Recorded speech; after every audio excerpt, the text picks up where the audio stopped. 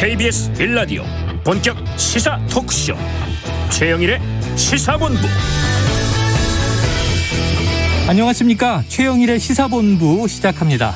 오늘은 더불어민주당 대선 후보 이재명 선대위가 출범을 하게 됩니다. 잠시 후 오후 2시부터라고 하는데요. 자, 코로나19 일상회복 첫 단계여서 500명 가까운 인사들이 모여서 대대적인 오프라인 행사로 열린다고 하죠. 자, 국민의힘 4명의 후보는 남은 사흘간 이 투표와 여론조사에서 표를 끌어모으기 위한 정말 필사의 최후의 경쟁을 펼치고 있습니다. 자, 고발사주 의혹 관련해서는요, 손준성 검사가 공수처에 처음 소환이 됐고요. 또 대장동 의혹 관련해서는 김만배, 남욱, 정민용의 구속 여부가 결정이 됩니다. 자, 이미 기소된 유동규에 대해서는 배임 혐의가 추가가 됐습니다. 한편 영국 글래스고에서는요, 기후변화 협약 당사국 회의가 오늘 결의안을 낼 예정인데 문재인 대통령의 모두 연설도 있었습니다. 자, 오늘도 세상은 바쁘게 돌아가고 있습니다. 하지만 우리는 뉴스에 휘둘리기보다는 이런 일들이 나와 도대체 어떤 관계가 있는 것인가 생각하고 판단을 하면서 살아야 되겠죠. 가을은 그런 성찰의 계절입니다. 최영일의 시사본부 출발합니다.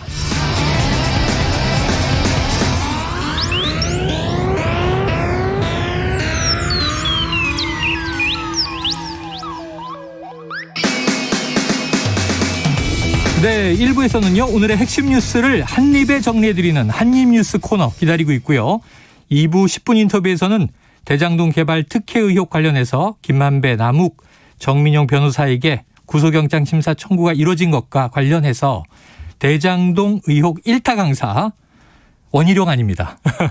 김윤우 변호사와 이야기 나눠보겠습니다. 이어서 최평과 불사조 기자단 그리고 IT본부 준비되어 있습니다. 한 입에 쏙 들어가는 뉴스와 찰떡궁합인 디저트송 신청 기다리고 있으니까요. 오늘 뉴스에 어울리는 노래가 있으면 문자 샵 9730으로 자유롭게 보내주시기 바랍니다. 오늘의 디저트송 선정되신 분께는 별다방 커피 쿠폰을 보내드립니다. 많은 참여 부탁드리고요. 짧은 문자 50원, 긴 문자 100원입니다.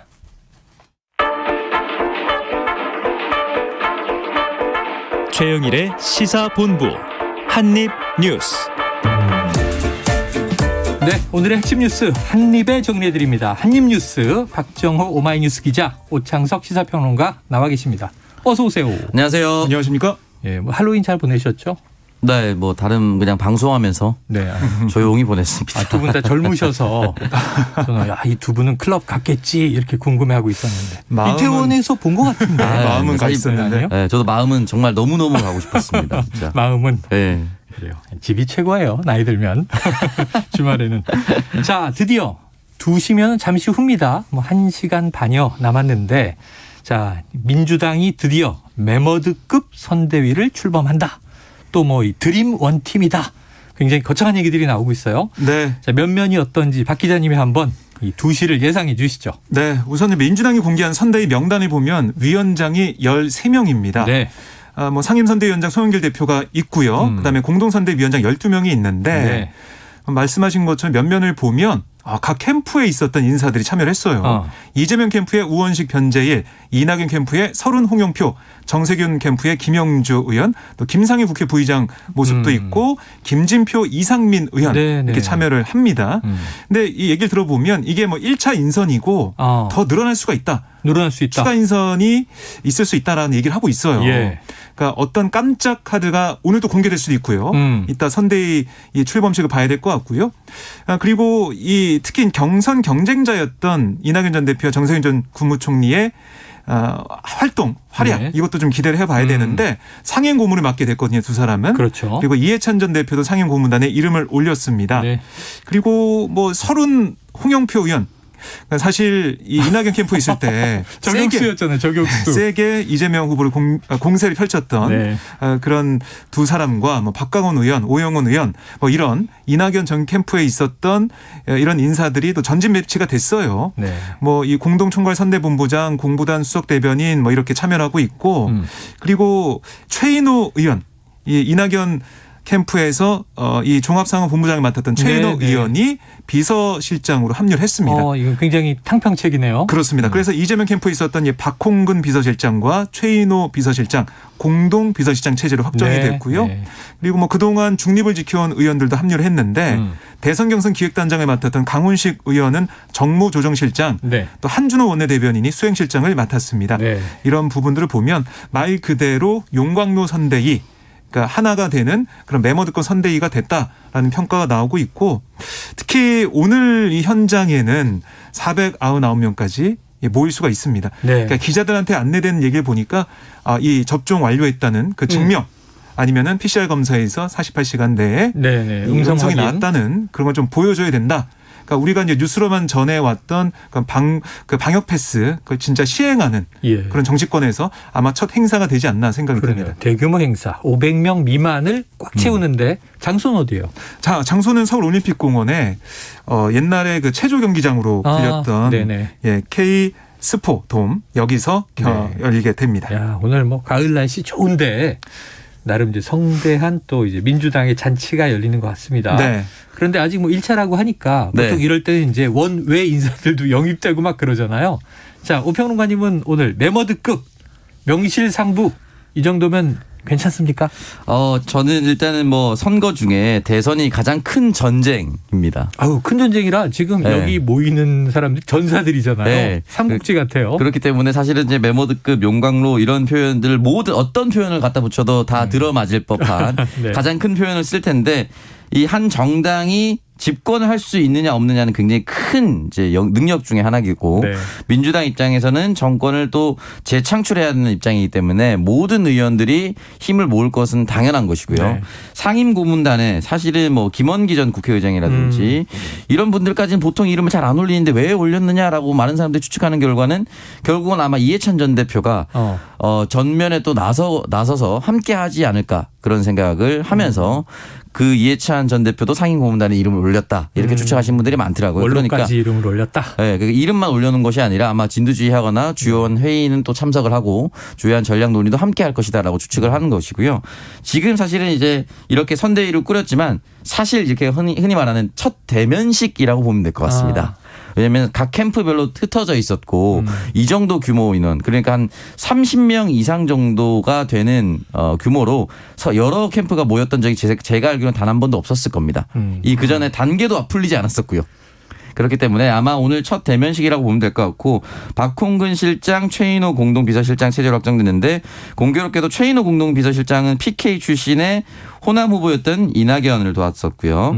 박홍근 후보는 박원순 계파라고 분류되어 있습니다. 네. 네. 두 사람 다 사실은 이재명과 오랫동안 걸어왔다라고 보긴 좀 어렵습니다. 네. 그럼에도 불구하고 이제 공동비서실장 체제를 꾸린 것은 결국엔 이재명 후보는 이꼴 민주당 후보다라는 네. 것을 개파 보여주는 없다. 장면. 네. 네, 그런 것이죠. 이재명 개파 없다. 뭐 어제 보면은 이재명 후보가 이낙연 캠프에 있었던 인사들과 함께 네. 소맥 회동을 했다. 아, 그래요? 라는 서른 것도 의원, 전해지고 홍영표 의원 있는데 등. 그렇습니다. 서른 의원도 있었고요. 홍영표 의원, 김종민, 신동근, 최인호, 이병헌 의원 등이 함께했는데 네. 거기서 원팀 우리 함께 꼭 이번 대선 승리하자 이런 얘기가 좋아요. 오갔다고 해요. 그만큼 원팀으로 정말 가기 위한 그런 노력을 계속 해왔다라고 볼 수가 있고요. 네. 오늘은 이게 정세균 전 총리를 도왔던 김영주, 안규백, 김교웅 의원 등과 또 만찬 회동을 하겠다라고 저녁에 알려지고 있습니다. 네. 행사 끝나고. 그렇습니다. 자, 뭐 2시에 벌어지는 이 행사, 모처럼 오프라인 행사니까 저녁 뉴스에 많이 이제 장면들이 회자될 것 같은데 이게 선거는 민주주의의 축제다. 늘 전 축제 같은 느낌을 맞아요. 기대하는데 네. 출정식 전쟁 분위기잖아요. 북소리를 울려라 둥둥둥 전군 집결하라 막 이런 분위기인데 네. 그럼 이 중에 누가 조자룡인가 누가 장비 관우인가 뭐 이렇게 궁금해지는데 자 무엇보다 그동안 원팀 되겠나 이런 우려가 많았으니까 네. 그럼 오늘 이 출범식을 필두로 해서 용광로가 활활 타올라서 화학적 결합이 이루어집니까? 저는 뭐 가능성이 매우 높다고 매우 보고요. 높다? 적어도 이제 지지자들 마음은 조금 오래 걸릴 수가 있습니다. 네. 그러니까 경선에서 같이 경쟁했었던 다른 후보를 지지했었던 지지자의 마음은 바로 풀리진 않겠지만 후보들의 마음이라든지 또 적어도 민주당 인사들의 마음은 이미 다 풀려 있다라고 볼 수가 있는 것이고 것이고요. 중요한 부분이 조응천 의원 같은 경우는 당내 소장파, 소신파로 네네. 분류됐었지만은 비서실 정무조정실장이 또 임명이 됐기 때문에 그래요? 네. 또 당내 쓴소리 또 뭐 직원을 서슴지 않겠다 또 이런 얘기. 이걸 저 지난번 그 대장동 국감에서 네, 상당히 국감에서. 역할했죠. 국토위. 네. 네. 네. 사회자 그 국민의힘에서 그러니까 내가 MC입니까? 막 그러면서 네. 뭐라고 손가락질하지 마세요. 그럼 네. 발가락질할까라는 멘트. 그때도 참 희한한 얘기들이 많이 나왔네요. 네. 그리고 무엇보다도 저는 좀 특이하다 또는 이제 어떻게 보면 당이 다 하나가 되겠다라고 느꼈던 것이 네. 공동총괄 선대본부장에 출당 요구를 받았었던 우상호 의원이 네네네. 임명이 그랬었죠. 됐습니다. 이 부동산 사실, 투기 의혹 때. 네, 그 해명을 다 씻었죠, 사실은. 네. 해명이 다 됐고 우상호 의원 같은 경우는 주요한 최근 5년 내 모든 선거에 총괄 선대본부에 있었습니다. 그렇기 때문에 큰 선거를 이끌어봤던 경험이 있는 사람을 네. 다시 큰 역할로 기용했다는 것 자체가 원팀이 될 준비가 끝났다라고 보면 될 것 같습니다. 그래요. 또 송영길 대표와 586 절친인데 아까 그 말씀하셨던 탈당 제명 때문에 상당히 좀 이제 또 신경전이 있기도 했었죠. 자, 슬로건은 이러네요. 새로운 대한민국 이재명은 합니다. 또 네. 4기 민주정부 수립, 국민과 함께 더불어 승리. 자, 오늘 어쨌든 이제 민주당은 본격적으로 대선 본선을 향해서 총 결집하는 모습을 보여주는데 지금 시간차가 있어요. 국민의힘으로 건너가 보면 국민의힘은 이번 주가 또 다른 운명의 주간인데 네. 4명의 후보 지금 어떻게 하고 있어요? 지금 뭐 전국을 돌면서 지지를 전국을 돌고 있어요? 호소하고 있는데 네. 우선 이 투표율이 높은 것에 대해서 네. 저마다의 해석을 좀 내놓고 있는 부분. 투표율이 어제 어마어마하더라고요. 어제 43.82%까지 올라갔어요. 깜짝 사실상 놀랐고. 44%. 그렇습니다. 그리고 오늘 10시까지 보면 47.67%. 계속 올라가고 계속 있군요. 올라가고 있고 뭐 당 얘기를 들어보면 60%대는 되겠다. 이런 얘기를 하고 60은 있더라고요. 넘길 것 같고. 그렇습니다. 오늘도 있고 내일하고 내일 모레 LS 투표도 있기 그렇죠. 때문에 오늘까지 모바일, 그렇습니다. 내일과 모레는 ARS. 이런 부분 얘기하고 있는데 이 각 후보들이 이렇게 투표율 높은 거 정권 교체를 위한 그런 국민들의 그 목소리가 정말 크다라는 얘기를 했고 하지만 각자 얘기하는 걸 들어보면 당심이 뭐 윤석열 캠프 같은 경우는 윤석열 후보로 모아주고 있다 얘기를 하고 있고 홍준표 의원 같은 경우는 바람이 불고 있다 이런 얘기를 하면서 당심은 민심을 따라갈 수밖에 없다. 투표율이 높으면 내가 유리하다. 이런 얘기를 또 하고 있어요. 그래요. 뭐 유승민 의원 같은 경우는 전 의원 같은 경우는 이 젊은 층이 또 수도권에서 많은 투표가 이뤄진 걸로 보이기 때문에 내가 유리하다. 이런 얘기를 하고 있고 원희룡 전 제주지사는 이재명 후보에 대한 비판 아까 대장동 일타 강사 말씀하셨지만 그런 것 때문에 많은 당원들이 자신을 지지하고 있다. 그래서 여러 가지 긍정적인 신호로 해석하고 있습니다. 네. 다 뭐 유리하게 해석하고 있는 상황이고 오늘 보면 윤석열 전 총장은 충청권을 방문했습니다. 그래서 아산 현충사 또 천안 중앙시장을 방문하고 있고 오후에는 충북 당원 간담회를 가져요. 그리고 홍준표 의원 같은 경우는 어제 대구에 갔었고요. 오늘은 부산에 갔습니다. 부산역에 가서 부울경 지지자들한테 호소를 했고 뭐 경남도지사 했던 그런 인연들 네. 강조하면서 한 표를 호소를 했고요. 원희룡 전 제주지사 같은 경우가 오늘 걷고 있습니다. 그래요. 대장동 게이트 특검을 마지막 하면서 토론 때 제안을 했었죠. 그렇습니다. 각 후보들한테 제안했는데 결국 혼자 걷게 된 상황이고 네. 대장동 그 현장에서부터 청와대까지 한 43km 정도 되는데 거리가 있네요. 오늘 밤까지 걷습니다. 이야. 이걸 좀 봐야 될 것 같고 유승민 전 의원은 오늘 여러 방송에 계속 릴레이 출연을 하면서 어제도 이 시간에 나오셨죠? 어제도 나왔었죠. 출연하고 있고 밤에는 여러분은 어떤 대통령 원하십니까? 이런 주제로 간담회를 캠프에서 열 예정입니다. 토크 콘서트를 또 여는군요. 그렇습니다. 자, 지금 투표율 지금 이준석 국민의힘 대표는 공약도 걸었어요. 70%가 넘으면 탄수화물을 끊겠다라는 한 달 동안 끊겠다고 하더라고요. 이게 고기만 먹겠다는 저희가 아니겠습니까? 빵을 안 기분이 먹고. 좋아서 고기 먹겠다. 근데 이제 이준석 워낙 대표의 좋은 일이죠. SNS에 가면 남긴 말에 저탄수 고지방을 지향합니다라고 늘 써놨었습니다. 저탄고지. 네, 저탄고지를 써놓긴 했었는데 뭐 여러 가지 의미가 있었어요. 뭐 젊은 층은 요거는 이제 뭐 식단 관리를 해서 건강을 챙기겠다. 네. 이런 의미인데 그러니까 흔히 말해서 40대나 또는 기성세대들이. 50대, 60대 넘어가면서 그게 뭐야? 그러는 얘기를 또 하는 경우도 있습니다. 한국 사람이 밥 먹어야지. 이거 우리 농업인들 뭐가 되냐. 갑자기 이런 얘기까지 커뮤니티 비하가 되긴 한데 어쨌든 아마 여러 가지 상징적으로 얘기한 것 같고요. 네. 자, 그런데 네. 투표율이 이렇게 뜨겁게 높으면 네. 지금 뭐 이게 나흘 동안의 투표 중에 첫날 44%에 거의 육박했고 맞습니다. 지금 둘째 나라 47%. 네. 그럼 이게 60%는 무난히 돌파할 것 같다. 뭐 여차하면 70이 넘을 수도 있는데 이 오평론가님 네. 누구한테 유리한 거예요? 그래서 이게 사실은 그게 첫날 궁금해요. 투표율이 높았을 때는 일단은 첫 번째는 민주당이 굉장히 놀랐을 것 같아요. 네. 이 정권 교체를 하려는 이 열망? 민심과 열망이 투표로서 사실 표현되는 거거든요. 아, 그렇죠. 이 정당에 대한 관심도예요. 사실은 그렇죠. 투표율은.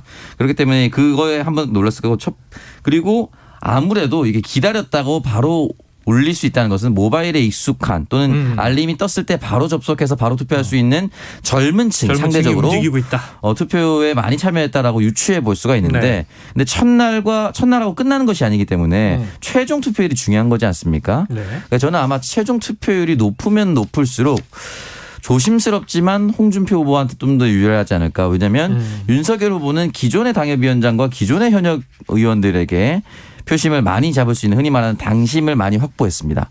그럼 신규 유입은 흔히 말하는 그런 당과 조직과 무관한 사람들이 유입됐을 가능성이 좀 높다고 보거든요. 그렇기 때문에 투표율이 높으면 높을수록 홍준표 의원이 말하는 것처럼 홍준표 의원한테 유리할 텐데 중요한 것은 당심의 비율이 어떻게 되느냐. 아무리 민심의 비율이나 이런 것들이 높다 하더라도 네. 기존 당심의 비율을 만약에 10% 이상 또는 뭐 윤석열 캠프에서 모 인사들은 뭐 더블 스코어로 이기고 있다 뭐 이런 식의 결과가 진실로 나올 경우에는 사실은 아무리 민심에서 많은 표를 얻는다 하더라도 당심에서 더블 스코어가 나면 5대5기 때문에 그렇죠. 뒤집기는 좀 어렵지 않을까라는 생각이 들어서 과연 당심이 실제로 당협위원장과 지지자들 그리고 당원들까지 어느 정도 영향을 미치느냐. 네. 이게 큰 관건인 것 같습니다. 자, 지금 정도의 문제가 당심은 윤석열 후보가 견인하고 있다.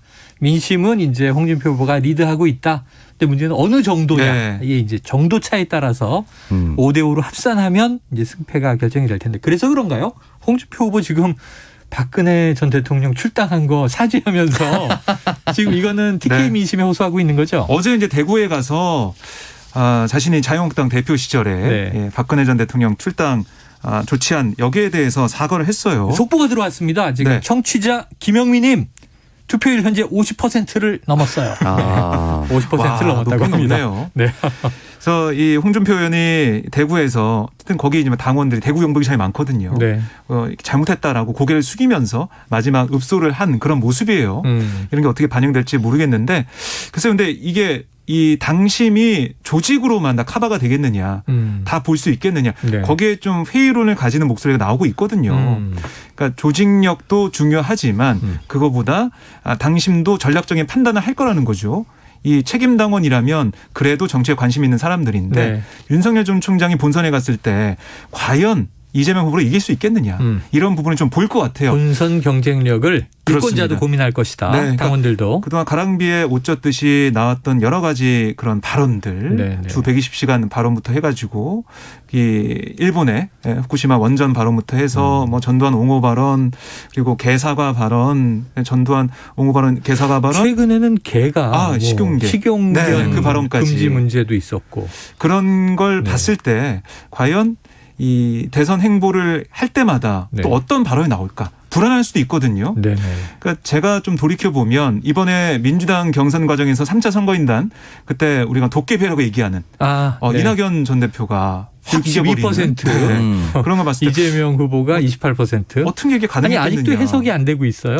뭐 그렇죠. 속 시원한 해석을 아무도 못 하고 있어요. 그거를 아마 투표함을 다 개표를 다시 해서 네. 어떻게 되는지 조사를 해야 물어봐야 되는데 네. 그거를 지금 상황에서 네. 한다는 것 자체가 또 불복처럼 보이는 것. 그렇죠, 그렇죠. 네, 검사를 할 수가 없는 상황입니다. 네, 여러 가지 지나간 얘기가 요인이 됐습니다. 있겠지만 네. 그중에 하나가 이재명 후보가 본선에 갔을 때 대장동 의혹이 더 네. 커졌을 때 불안하다. 그래요. 이러다가 정권 놓치면 어떡하냐. 이런 게 반영되지 않았을까라는 생각이 들거든요. 알겠습니다. 이런 요소들이 이번 국민의힘 경선 과정에서 투표 과정에서 어떻게 반영될지 봐야 저 되겠습니다. 짧게 네. 그 말씀을 꼭 드리고 싶은데 당심과 민심 5대5기 때문에 네. 이 득표율이 비슷하게 이긴 후보가 선출이 되어야 국민의힘도 원팀이 되기 쉬울 것이다. 저는 그 말씀 꼭 드리고 싶어요. 예, 어떤 예. 후보든. 왜냐하면 당심에서 지금 윤 후보가 앞서고 민심에서 홍 후보가 앞선다고 나오는데 이 격차가 당심에서 크게 이긴 윤 후보가 단일 후보가 선출될 되면. 경우에 일반 민심은 그대로 국민의힘을 지지하는 것이 아니라 그렇겠죠. 부동층으로 나와서 다른 네, 후보로 네. 전이될 수 있습니다. 중도 확장성이 없다 이런 비판이 있을 수가 있고요. 네, 그렇기 때문에 과연 당의 충성심이 얼마나 있느냐, 그게 네. 민심과 얼마나 큰 차이가 없느냐가 향후에 원팀이 되는데 주요한 관건이 될 겁니다. 또 반대로 이제 홍준표 후보가 이겨도 자 민심은 얻었는데 네. 당심을 못 얻었다 이런 비판이 있을 수 있는 거잖아요. 네, 맞습니다. 마찬가지입니다. 예, 또 왜 주변에 당신 주변엔 사람들이 없느냐 이런 비판까지 받았으니까 자 이게 뭐 어쨌든 누가 승자가 되느냐에 따라서 경우의 수가 또 이번에는 공수처의 수사 문제를 다뤄봐야 되는데 이거 네. 오늘 지금 핫합니다. 그런데 점심시간이죠. 지금 이동하시는 분들을 위해서 교통 상황을 전해드릴 시간이니까요. 교통정보센터의 김한나 리포터 교통 상황 듣고 와서 이야기 나누겠습니다. 네, 현재 고속도로는 교통량 많지 않은 편인데요. 곳곳으로 돌발 구간이 있어서 주의하셔야겠습니다. 먼저 서울 양양고속도로 양양 쪽으로 인제나들목 부근에서 2km 작업 여파를 받고 있고요. 서해안고속도로 목포 쪽으로도 서산 나들목 부근에서 작업을 하고 있어서 2km 밀리고 있습니다. 이전에는 안산 분기점에서 용담 터널까지 또 팔탄 분기점에서 화성 휴게소 부근까지 5km 정체되고 있고요. 서울 시내도 대부분 구간 수월하게 지나실 수 있는데요. 다만 동부간선도로 의정부 방면 창동교에서 상계교 쪽으로 공사를 하고 있어서 부근으로 서행하고 있습니다. 또 내부순환도로 성산 방면으로도 홍지문 터널과 홍은 램프 사이에서 1차로를 막고 작업을 계속하고 있습니다. 차선 변경 잘 하셔야겠고요. 강변북로 구리 쪽으로는 마포대교에서 반포대교 쪽으로 정체되고 있고 이 전후로는 수월하게 지나실 수 있겠습니다. 목적지까지 안전운전하시기 바랍니다. KBS 교통정보센터였습니다.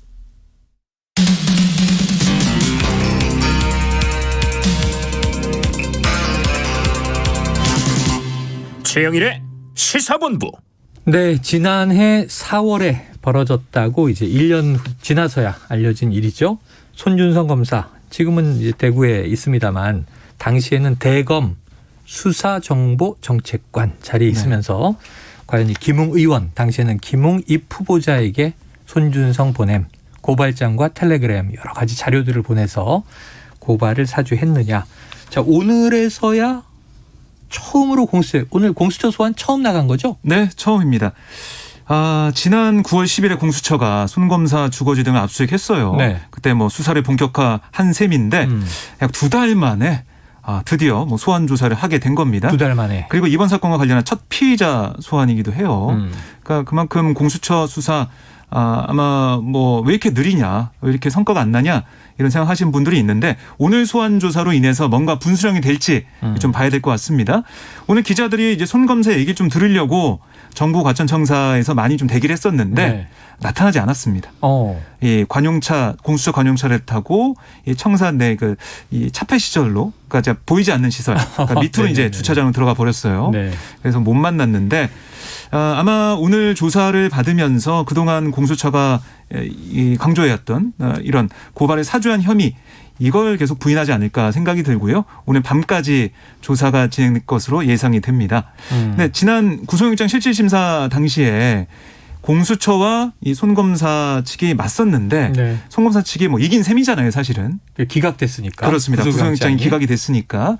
그래서 그때 나왔던 논리, 이게 뭐 계속 맞서게 된다면 똑같은 결과가 있을 수도 있으니까 공수처가 어떤 새로운 단서, 새로운 물증, 증거를 가지고 소환 조사를 할지, 이게 좀 관심이 쏠리는 부분이에요. 네. 그러니까 지난 구속영장 실질심사 때 보면 손 검사 측이 뭐 SNS를 통해서 고소고발장 전달받는 경우가 많았고 대부분 반송이 왔다. 이번에도 뭐 그런 게 아니었겠느냐. 그러니까 내가 뭐 주도적으로 보낸 건 아니다. 네네네. 이런 얘기를 했다는 거예요. 온 것을 다시 돌려보냈다. 뭐 그런 반송을 식의. 한 것이 텔레그램의 손준성 보냄으로 남았을 네. 것이다.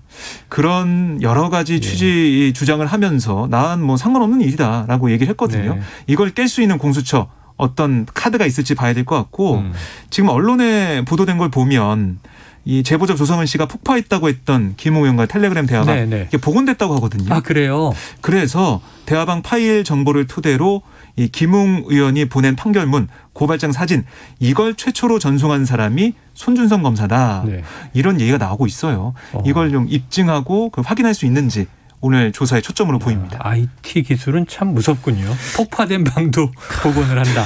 자, 오평론가님. 그런데 지금 손준성 검사가 우리가 언론 보도를 쭉 보기에는 최소한 작성을 했는지는 모르겠고 그 고발장과 여러 가지 자료들을 전달한 것 정도는 팩트가 아닌가 싶은데 네네. 그것마저 부인하고 있잖아요. 네. 오늘 첫 소환인데 뭐 제가 손준성 검사면 당연히 공수처에 가서 네. 그동안 했던 얘기대로 일관적으로 부인을 하지 네. 시인을 하진 않을 거 아니에요?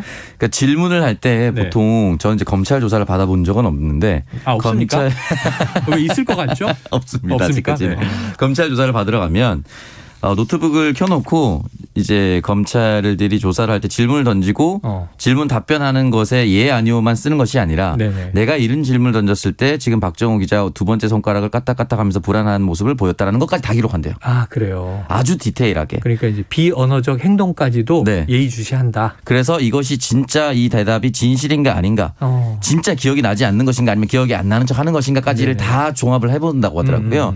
아마 공수처도 비슷한 조사를 할 텐데 네. 할 것이라고 보는데 손준성 검사가 지금 반송을 했다라고 얘기하면은 반송됐을 때 처음에 누가 그럼 보냈는가? 아 처음에 보내고 다시 반송했으니까 네. 두 번째 전달이 되는 셈이죠. 네, 그러니까 전송 반송의 송자는 어쨌든 보낸 곳이 있어야 그렇죠, 됩니다. 그렇죠. 1차 그렇다면은 발신자가 최초 발송이 아니라면 반송은 누구로부터 반송을 한 네네네. 것인가? 오창석 보냄 이렇게 있어야 되는 거죠. 네, 그런 부분을 아마 공수처가 찾아봤다라고 했을 경우에는 누구누구로부터 받았다가 반송하셨어요라고 물어볼 수도 있는 거고요. 그렇죠. 아니면은 기억이 나지 않습니까라고 물어봐서 유도할 수도 있는 거고요. 그렇기 때문에 공수처가 어떻게 수사하는 것인가에 따라서 또 답변이 좀 달라질 수 있을 것이고 아마 손준성 검사도 검사니 그 부분에 대해서 알고 들어갈 겁니다. 그렇겠죠. 그러니까 이렇게 해도 저렇게 해도 나에게 불리하지 않도록 진술을 할 가능성이 높고요. 고위직 검사인데. 네, 그렇기 때문에 근데 이제 말씀드렸다시피 그 텔레그램이라는 메신저 자체는 본인 스스로가 보냈던 것이 흔히 말하는 포워딩이라고 하죠. 보내면 네. 계속 최초 발신자의 이름이 남거든요. 그러니까 손준성 보냄이 나왔던 거는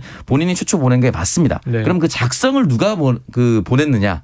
이거를 따져봐야 되는 거거든요. 예. 여기까지 만약에 나왔다면 그 사람의 이름을 언급하면서 이 사람과는 어떤 관계입니까? 만약에 그 사람이 검찰 내부에 있는 사람이라면 이 사람에게 혹시 작성을 지시했습니까? 라고 질문도 할 수 있겠죠. 직급상 아래에 있다면 지시했습니까? 라고 물어볼 수도 있고 직급상 위에 있다면 받은 것입니까? 라고 질문할 수도 있습니다. 공수처의 수사의 방식이 여러 가지로 전개될 텐데 일단은 소환 조사가 첫 번째로 이루어질 테니까 아마 공수처 입장에서 첫 술에 배부르랴라는 심정으로 천천히 조사를 해 나갈 거라고 생각합니다. 네. 내일 또 뭐 김웅 의원도 지금 소환 예정이라고 하니까 네. 또 이제 한 명의 이야기가 아니라 관련자들의 이야기를 맞춰봐야 되겠죠. 네. 조성은 씨까지 포함해서. 지금 얘기 들어보니까 뭐 검찰 가신 적이 없다고 하는데 너무 잘하네. 우창석 평론가는 공수처에 가셔야 될 뻔했어요. 조사에 대비하고 있습니다. 네. 자, 그런데 고발 사주 의혹만이 아닙니다. 지금 대장동 개발 의혹도 오늘이 또 분기점이에요. 네. 김만배 이 최대 주주의 경우에는 한 번 구속영장이 기각이 됐는데 이 손준성 검사랑 같죠 지금. 그런데 또다시 구속영장이 청구됐고 남욱 변호사, 정민영 변호사도 함께 구속영장 청구가 됐습니다. 네. 새로운 게 나왔습니까? 네, 우선은 뭐 두 가지죠. 하나는 네. 유동규 전 성남도시개발공사 기획본부장 이미 구속됐고 구속돼 있는데 기소됐고 배임 혐의를 또 추가 기소를 했어요. 네네. 배임을. 뇌물만으로 기소했는데 배임도 추가했다. 그렇습니다. 이 화천대유와 뭐 공모를 해가지고 김만배 씨 등과 공모해가지고 네. 최소 651억 원 가량의 택지 개발 배당 이익 또 상당한 시행 이익을 몰아주고 그만큼 공사에 손에 입혔다. 이런 혐의가 추가가 됐습니다. 네네. 그리고 뭐 이 뇌물 혐의에 대해서도 얘기를 좀 하고 있고요. 김만배, 남욱, 정민용 이 세 네. 사람의 구속영장 청구가 된 부분은 김만배 씨에게는 유 전 본부장에게 배당 이익 가운데 700억을 주기로 약속하고 네네. 5억 원을 뇌물로 제공한 혐의. 우리가 알고 있는 이야기죠. 이 5억 원을 회사 돈에서 빼돌려 횡령한 혐의 이거를 추가 적용을 했고 네.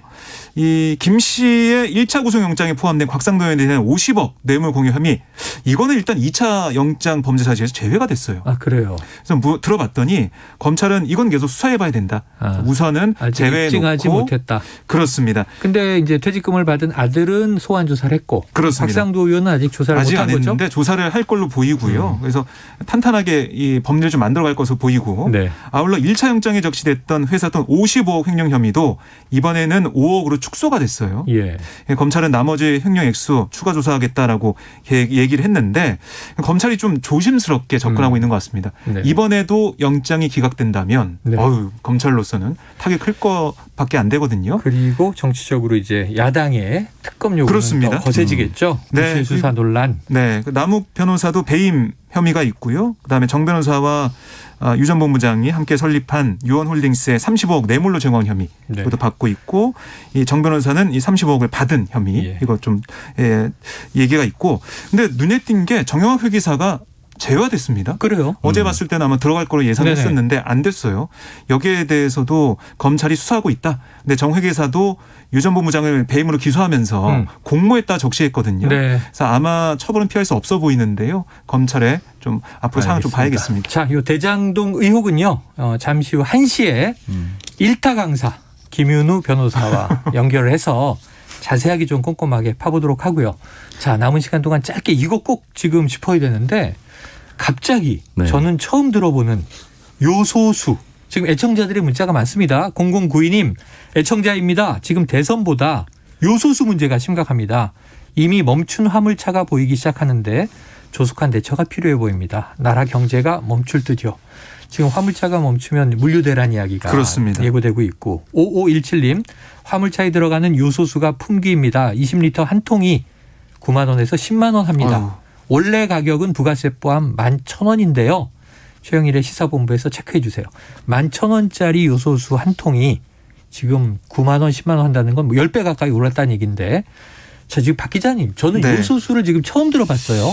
이게 뭐예요? 그러니까 이게 경유 차량에서 발생하는 발암 물질이죠. 그러니까 질소 산화물을 물과 질소로 이제 바꿔주는 성분입니다. 그러니까 이제 매연 공해를 좀 이제 이게 희석하는 건가요? 저감을 해주는 저감해주는 장치 여기에 좀 들어가는 필수 품목이거든요. 네. 그러니까 트럭 등에 보면 질소 산화물 저감 장치 SCR이라고 하는데 이게 이제 다 장착이 돼 있어요. 거의 예. 많이 장착이 돼 있어서 이 필수 품목이라고 보여지는데 여기에 이제 요소수가 들어가야 됩니다. 주로 화물 트럭에는 이게 필수적인 그렇습니다. 예. 그래서 디젤 화물차 330만 대 가운데 60%인 200만 대 정도는 SCR이 장착돼 있어서요. 네. 요소수가 필수인 상황인데 이게 이 국내 요소 수입량의 3분의 1을 차지하는 중국이요. 최근 요소수 원료 이 요소에 대해서 수출 전 검사를 의무화했습니다. 그러니까 검사를 의무화한 거기까지는 좋은데 네. 사실상 수출이 안 되고 있다고 해요. 통제하고 있는 것이다. 그렇습니다. 이게 통제를 하고 있어서 지난달 중순부터 중국에서 이게 요소가 못 나오고 있습니다. 근데 요소수를 제때 넣지 못하면은 오염물질 저감이 안 되고 또 시동이 걸리지 않는 네. 그런 문제까지 발생할 수가 있거든요. 아까 제가 파악하기로는 뭐 리터당 서너 배 정도 가격이 폭등했다라고 알고 있는데 네. 더 오르고 있는 상황인 것 그럴 수 같습니다. 있겠죠. 지금 네. 말씀하신 거 보니까. 근데 이런 품귀 현상이 장기화될 경우에는 말씀하신 대로 물류대란 네. 이게 우려가 되고 있고 문제는 정부가 여러 가지 대책을 찾고 있는데 뾰족한 대책이 없다고 해요. 갑자기 국내에서 이것을 이제 대량 어떻게 생산하기는 만들 수도 어려움이 없고. 있나 보죠. 뭐 러시아 등 다른 수입처를 찾고 네네. 있는데 연내 공급이 또 어렵다고 합니다. 이 갑자기 뭐 벌써 2년 지났습니다만 이제 일본의 전략 물자 수출 규제 생각이 나는데 네. 그때 우리가 뭐 소부장을 국산화하기 위해서 얼마나 고생했어요. 네. 시간이 걸리는데 갑자기 이런 3253님 제 생각에는 오평님 검찰 조사 받았을 것 같아요. 이렇게 해주셨습니다. 지금 그 차량용 요소 중에 97%가 이제 중국산이라서 네. 당장 대체하는 것이 진짜 쉽지는 않아 보입니다.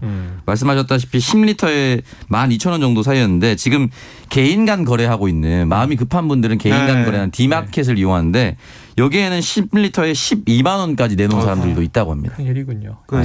계속 뭐 몇 시간 돌아다녀도 10리터 구하기 어렵다 뭐 이런 말씀 하시더라고요. 이 문제 빨리 좀 정부 당국이 정확한 실태를 파악해서 해결책을 내주시기를 기대해 봅니다. 뭐 중국에서만 올 수 있다면 중국과 또 담판을 해야 되겠죠. 네. 자, 오늘 디저트송이요. 2231님이 신청해 주신 이적의 물인데 지금 뉴스 관련해서 2231님은 요소수가 없다니 갑자기 물 좀 줘요 하는 이 노래가 생각나네요. 신나는 노래 함께 들어요. 대책도 나오길 바라고요. 네.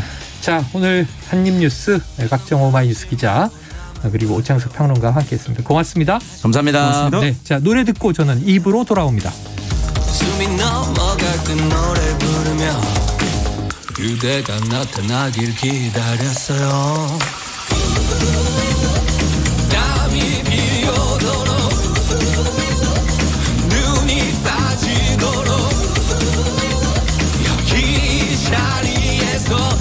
그대가 나타나길 기다렸어요. 안녕하세요. 환경부 장관 한정혜입니다. 여러분은 환경을 지키기 위해 어떤 실천을 하고 계신가요? 안녕하세요. 먹방 크리에이터 혜인입니다. 요즘 배달 포장 음식 문화가 확산되면서 일회용 쓰레기가 엄청나게 늘었다고 해요. 그래서 전 집에 있는 그릇들을 챙겨가서 직접 음식을 담아오는 일을 실천하고 있습니다. 일회용 용기에 담긴 음식을 먹을 때보다 더 건강한 음식을 먹는 기분이라 좋고 또 지구의 건강까지 지켰다는 생각에 뿌듯하더라고요.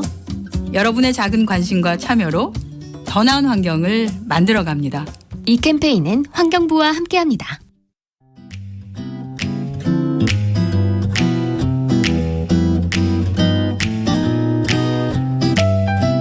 안녕하세요. 바른말 고운말입니다.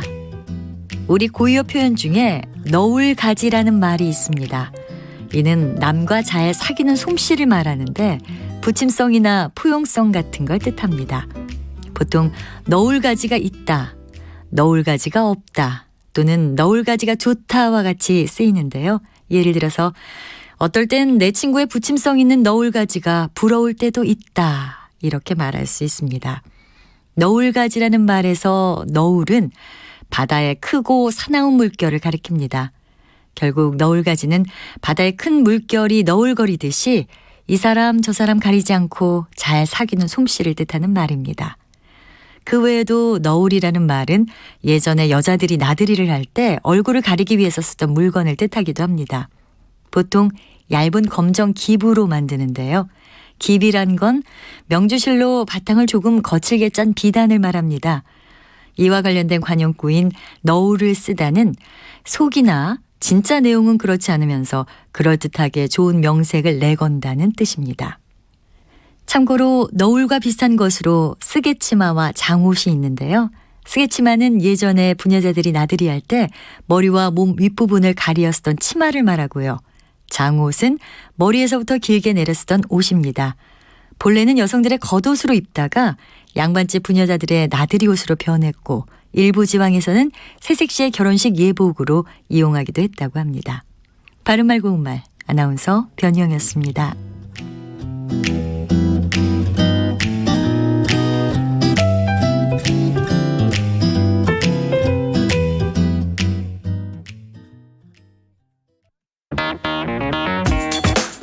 시선은 뜨겁다. 조직적으로 움직였다는 의심이 드는 사건입니다. 아니 정치 권력이 더 두 번째는 세죠. 뭐냐면 정말 진짜 그건 제가 대변이에요. 김용남 의원 때론 차갑게 식혀야 할 때도 있다. 그러니까 너는 죄가 있어. 이렇게 판단하는 건 잠시만요. 이분들이 이제 그만 문제라고. 그만 잠깐 끊고 가겠습니다. 시사는 시원하다. 이처럼 소가 화장실을 이용하면 배설물을 한 곳에서 처리할 수 있으니까 온실가스 배출량을 획기적으로 줄일 수 있다고 하는군요. 시원한 바람처럼 기분 좋은 소식이 있다. 시사의 핫앤쿨 KBS 1라디오에 다 있습니다. 평일 저녁 7시 20분 정준희 교수의 KBS 열린 토론, 평일 밤 10시 5분 김성환의 시사야. 많은 청취 바랍니다.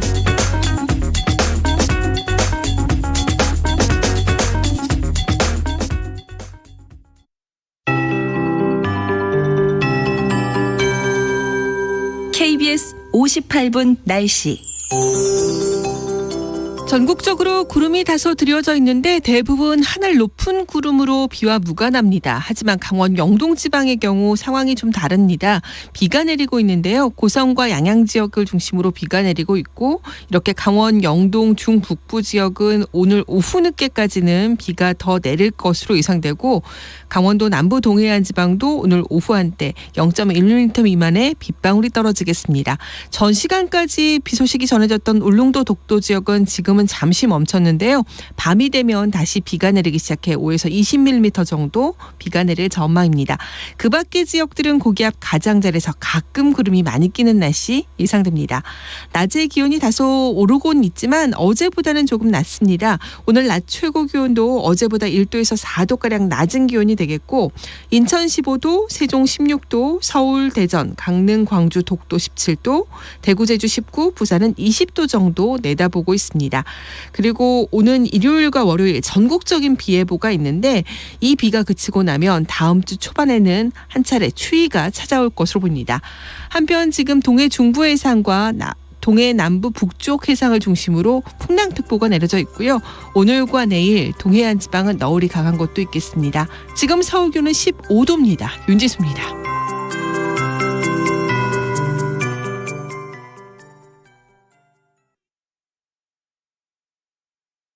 정성을 다하는 국민의 방송 KBS가 1시를 알려드립니다.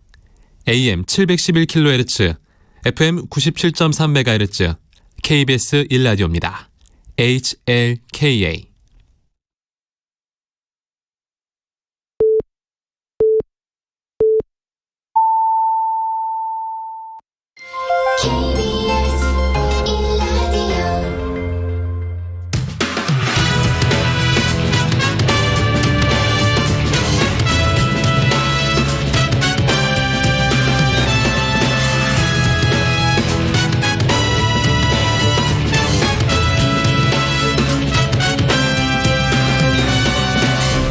KBS 1라디오 최영일의 시사본부.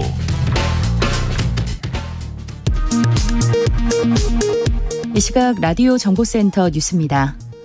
방역당국이 어제 프로야구 와일드카드 결정전에서 일부 관중들이 함성이나 구호 응원을 벌인 것과 관련해 향후 비슷한 일이 재발하지 않도록 방안을 강구하고 있다고 밝혔습니다. 또한 실내 체육시설의 방역 패스 도입은 불가피하다는 입장을 거듭 확인했습니다. 국회 내년 예산안 심사를 앞두고 더불어민주당 윤호중 원내대표는 위드 코로나 전환 국면에서 재정 투입이 필요하다고 강조했습니다. 오세훈 서울시장이 이른바 서울시 바로 세우기 일환으로 내년도 시 예산에서 민간 위탁 보조 사업 예산을 대거 삭감하자 시민사회 단체들이 시의회에 적극적인 대응을 촉구했습니다. 검찰이 지난해 4.15 총선을 앞두고 사전 선거운동을 한 혐의 등으로 재판에 넘긴 국민의힘 배준영 의원에게 당선 무효형에 해당하는 징역형을 구형했습니다. 국민대학교가 윤석열 전 검찰총장의 부인 김건희 씨의 박사 논문 부정 의혹에 대해 직무유기를 하고 있다며 이 학교 졸업생들이 집단 소송에 나서겠다고 밝혔습니다. 지금까지 라디오 정보센터 조진주였습니다.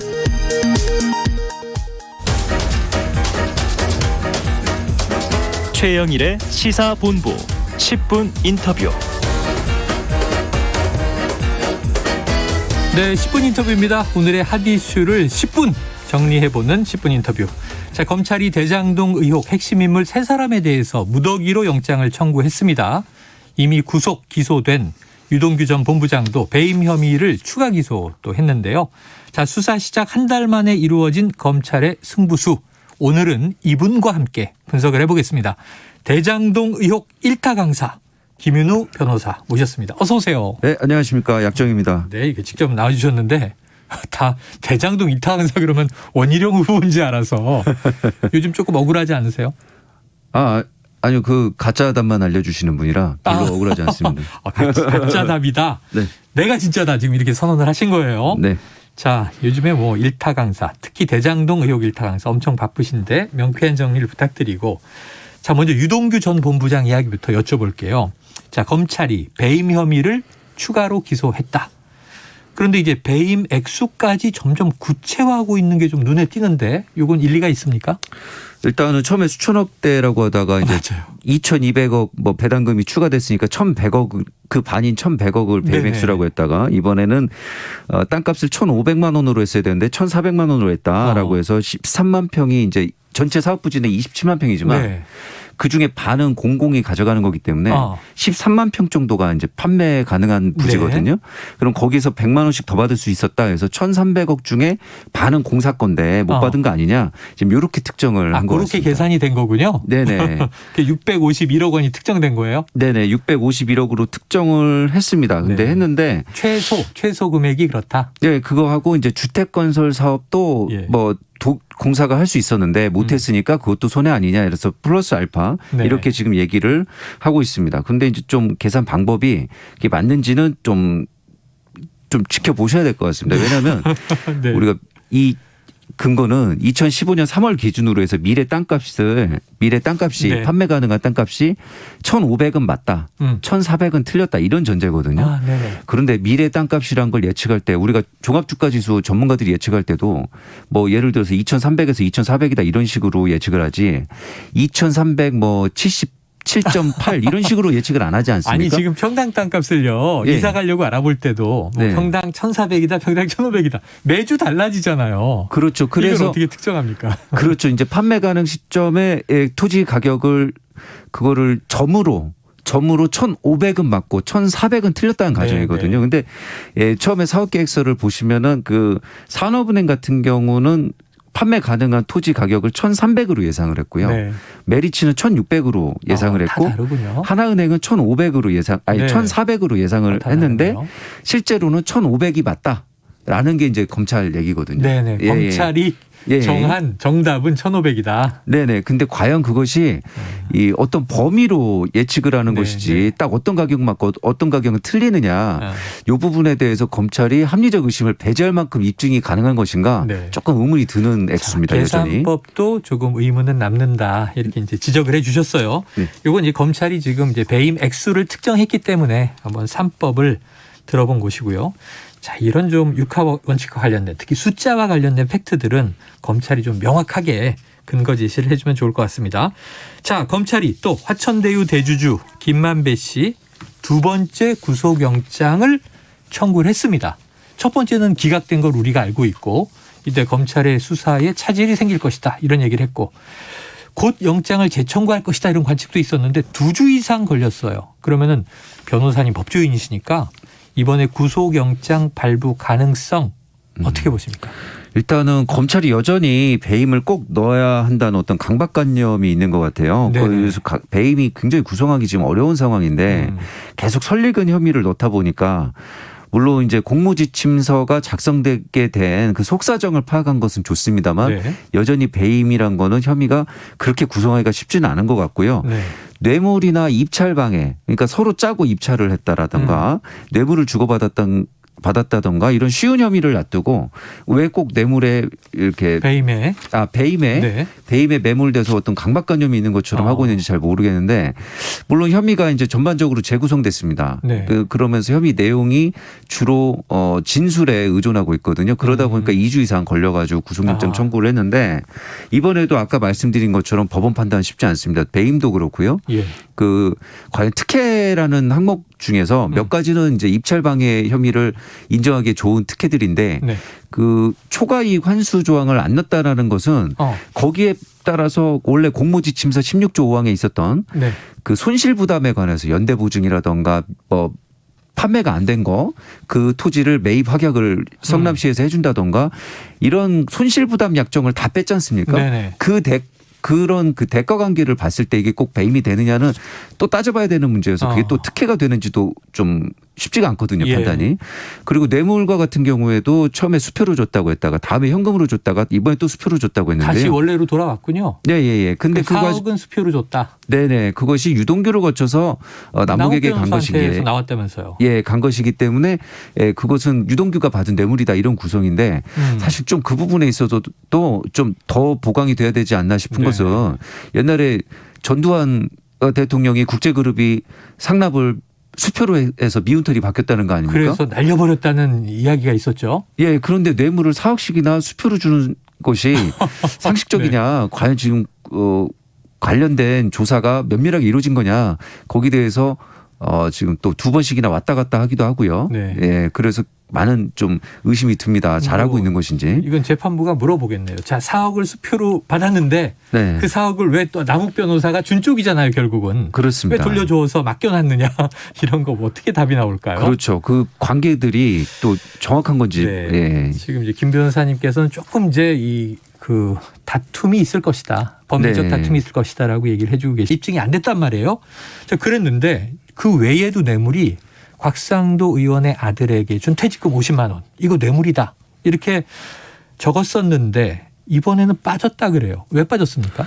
지금 이 기간 동안 아까 말씀드린 대로 주로 조사 내용이 배임을 위해서 그 진술을 맞추는 데 주로 주안점을 주다 보니까 그 뇌물 곽상도 의원 아들에게 간 뇌물의 대가 관계 네. 그 부분에 대한 지금 수사는 미진한 거 아닌가 예. 솔직히 그런 생각도 들고요. 좀 그런 부분이 약한 상태다 보니까 좀 미뤘나 싶기도 한데 네네. 그렇다고 해서 50억 클럽 전부 다 수사를 빼버리는 건 좀 이해하기는 어렵습니다. 좀 네. 다른 고려가 있을 수도 있겠다 이런 생각도 들긴 합니다. 예. 그러면은요, 지금 이 일전에 곽상도 아들의 계좌를 추징 보전 조치했다 이렇게 보도가 나오지 않았습니까? 예. 이 뇌물로 추정하고 있기 때문에 이 돈을 처분하지 못하게 묶어둔 건데 지금 이렇게 되면은 이 아들의 계좌를 풀어달라 그러면 혹시 풀어줘야 되는 건 아니에요? 그 수사가 미진하긴 하지만 네. 원래 추징 보존이란 건 의심 단계에서 보존 결정이 나가기 때문에 네. 지금 이 50억을 법원에서 항고해서 풀어준다면은 사실 예. 법원이 국민 상식에 반하는 결정을 하는 것이고 그래요. 이런 50억이 오갈만 하다라고 지금 법원이 봐준다는 건데 그런 판단은 법원이 사실 쉽지 않을 것 같습니다. 네. 지금 곽상도 의원이 항고했다 이런 이야기도 나오고 있는데 자, 이번에 또 한 가지 궁금한 점은 오늘 이제 다투게 되는 구속영장 관련해서 3명의 인물이 등장한 거죠. 김만배는 뭐 원래 재청구니까 그렇다 치고 남욱 변호사 귀국해서 체포됐다 풀려났는데 48시간 이전에 이제 영장 청구가 이제 이루어지는 거고 또 한 명이 어제 보도를 보니까 정화경 회계사죠. 예. 녹취록을 제공한 정영학 회계사. 근데 정영학 회계사 이름이 오늘은 빠졌고 정민영 변호사라는 인물이 들어갔어요. 또 다른 키맨이다 이런 얘기가 있는데 어떤 인물인 겁니까? 일단 정민용 변호사는 옛날 국민의힘 전신인 새누리당 국회의원 보좌관 출신으로서 그래요. 남욱 변호사 한나라당 중앙청년위 부위원장이었지 않습니까? 네. 그 인연을 대학 인연이란 말도 있고요. 뭐 그런 인연 때문에 남욱 변호사의 말을 듣고 성남도시개발공사에 취업한 그런 인물이고요. 이번 문제된 특혜는 공모지침서에 의해서 준 것이라는 게 검찰의 추가 기소장 내용인데 그 공모지침서 작성을 담당한 실무자입니다. 그래서 배임의 내용이 되는 특혜를 주는 그 공모지침서 작성 내용을 잘 알고 있고 그 내용을 실행한 사람이다. 이렇게 지목이 된 것이죠. 네. 흔히 영화에서는 언더커버 그러는데 남욱의 사람인데 공사에 이제 팀장으로 들어가서 실무적인 설계들을 다 이제 실행한 게 아니냐 하는 의혹이 있는 인물입니다. 그러면은요, 정영학 회계사도 결국은 공범 관계일 텐데 왜 빠진 걸까요? 그렇죠. 지금 언론 보도에 의하면 추가 기소된 공소장이나 구속영장에 보면 핵심 설계자는 정영학이라는 겁니다. 근데 정영학을 또 이렇게 플리바게닝을 주는 것처럼 언론 보도가 나오고 있더라고요. 뭐 일종의 미국식 플리바게닝을 정영학이 제보를 했으니까 녹취록도 주고 했으니까 준 거 아니냐. 그런데 사실 플리바게닝은 남의 비리만 제공하고 본인 거 입싹 싣는 게 아니라 자기 것부터 해가지고 다 자백을 하는 경우에 제가 인정되는 제도로 알고 있는데 현행법상으로도 미국 법상으로도 이게 지금 이런 혜택을 주는 것인지 좀 주는 것이 맞는 것인지 의문이고요. 2015년 수사할 때도 정영학에 대해서는 아무 기소도 안 하는 바람에 이 부패의 싹을 남겨놨다가 결국 이 사람이 대장동 사업에 다시 들어와서 이 막대한 이익을 가져가고 배임이나 뇌물이 일어나는 데 있어서 핵심 설계자 역할을 했다는 건데 또 핵심 설계자에게 또 선처를 한다는 겁니다. 그래서 이런 수사를 한다는 게 상식적으로 맞나 좀 의문이 들고 있습니다. 다만 이제 정영학이 또 숨기고 있는 정영학 혐의가 있을 텐데 그걸 다른 구속된 피의자들이 제보를 해서 조사가 이루어진다면 그게 매우 중요한 혐의라면은 정영학에게 또 구속영장 청구가 가능해지지 않을까 또 생각은 그렇게 되고 있습니다. 대척 관계에 있다가 만약에 이제 3명 중에 일부가 구속이 된다면 수사가 계속 이뤄질 텐데 정영학 회계사의 향방은 또 지켜보기로 하고요. 오늘 이게 고발사주 의혹 관련해서 이 손준성 검사 공수처 출석도 여쭤보려고 그랬는데 시간이 다 갔습니다만 이래서 김윤우 하는구나. 12분 만에 이 대장동을 다 정리해 주셨어요. 깔끔합니다. 다음에 또 모셔야 될 것 같습니다. 오늘 말씀 고맙습니다. 감사합니다. 지금까지 김윤우 변호사와 함께 대장동 의혹 관련 오늘의 핫 이슈를 분석해봤습니다. 최영일의 시사본부는 여러분과 함께합니다. 짧은 문자 50원, 긴 문자 100원이 드는 샵 9730. 라디오 어플 콩과 유튜브는 무료로 참여하실 수 있습니다.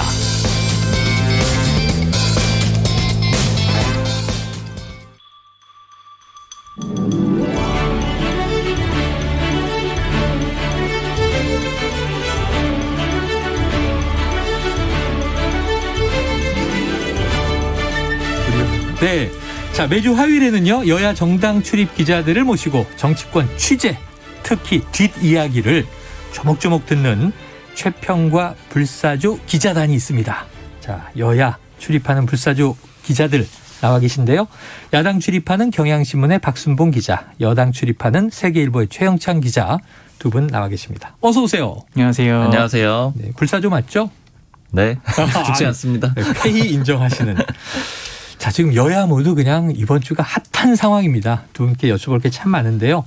우선 박 기자님께 먼저 국민의힘 대선 후보 선출을 위한 당원 투표 지금 조금 전에 50% 넘겼다는 얘기가 들어와서 네. 하루 반쯤 지났는데 지금 뭐 벌써 50%, 첫날 투표율은 43.8%, 뭐 거의 44%. 역대급은 맞는 거죠? 그렇죠. 오늘 오전 11시 30분 기준으로 50% 넘었다 그러니까요. 그 지난번에 2차 경선이고 지금이 본 경선이자 3차 경선이거든요. 네. 근데 2차 경선 때도 역대급 투표율이다 그랬습니다. 왜 네. 그랬냐면 그때 또 최고치를 기록을 했거든요. 근데 그때 최종 당원 투표율, 그러니까 뭐 전화조사라든가 모든 걸 다 포함해서 49.94%가 나왔었어요. 과반이 조금 안 됐는데. 그렇죠. 그런데 그때도 역대급이라고 했는데 네. 이번에는 이미 이틀 차에 그걸 넘어선 거라고 보실 그렇죠. 수가 있고, 오늘 모바일 투표 이틀째 한 다음에 내일하고 모레는 또 ARS 전화조사를 하거든요. 그렇죠. 이것까지 합치게 되면 50%는 훌쩍 넘을 거기 때문에 네. 여느 때보다 굉장히 관심이 높고 뜨겁다 이렇게 볼 수가 있고요. 숫자로 봐도 굉장히 많습니다. 그러니까 이제 어제 기준으로 보면 전체 선거인단이 한 57만 명 정도 네. 되거든요. 근데 25만 명 정도가 첫날 투표를 다 한 거예요. 그러니까 네. 매우 많은 사람들이 참여를 했다라고 볼 수가 있습니다. 예, 그래요. 뜨끈뜨끈합니다. 그래서 어제 국민의힘 이준석 대표의 말이 화제가 됐는데 직접 들어보고 오죠.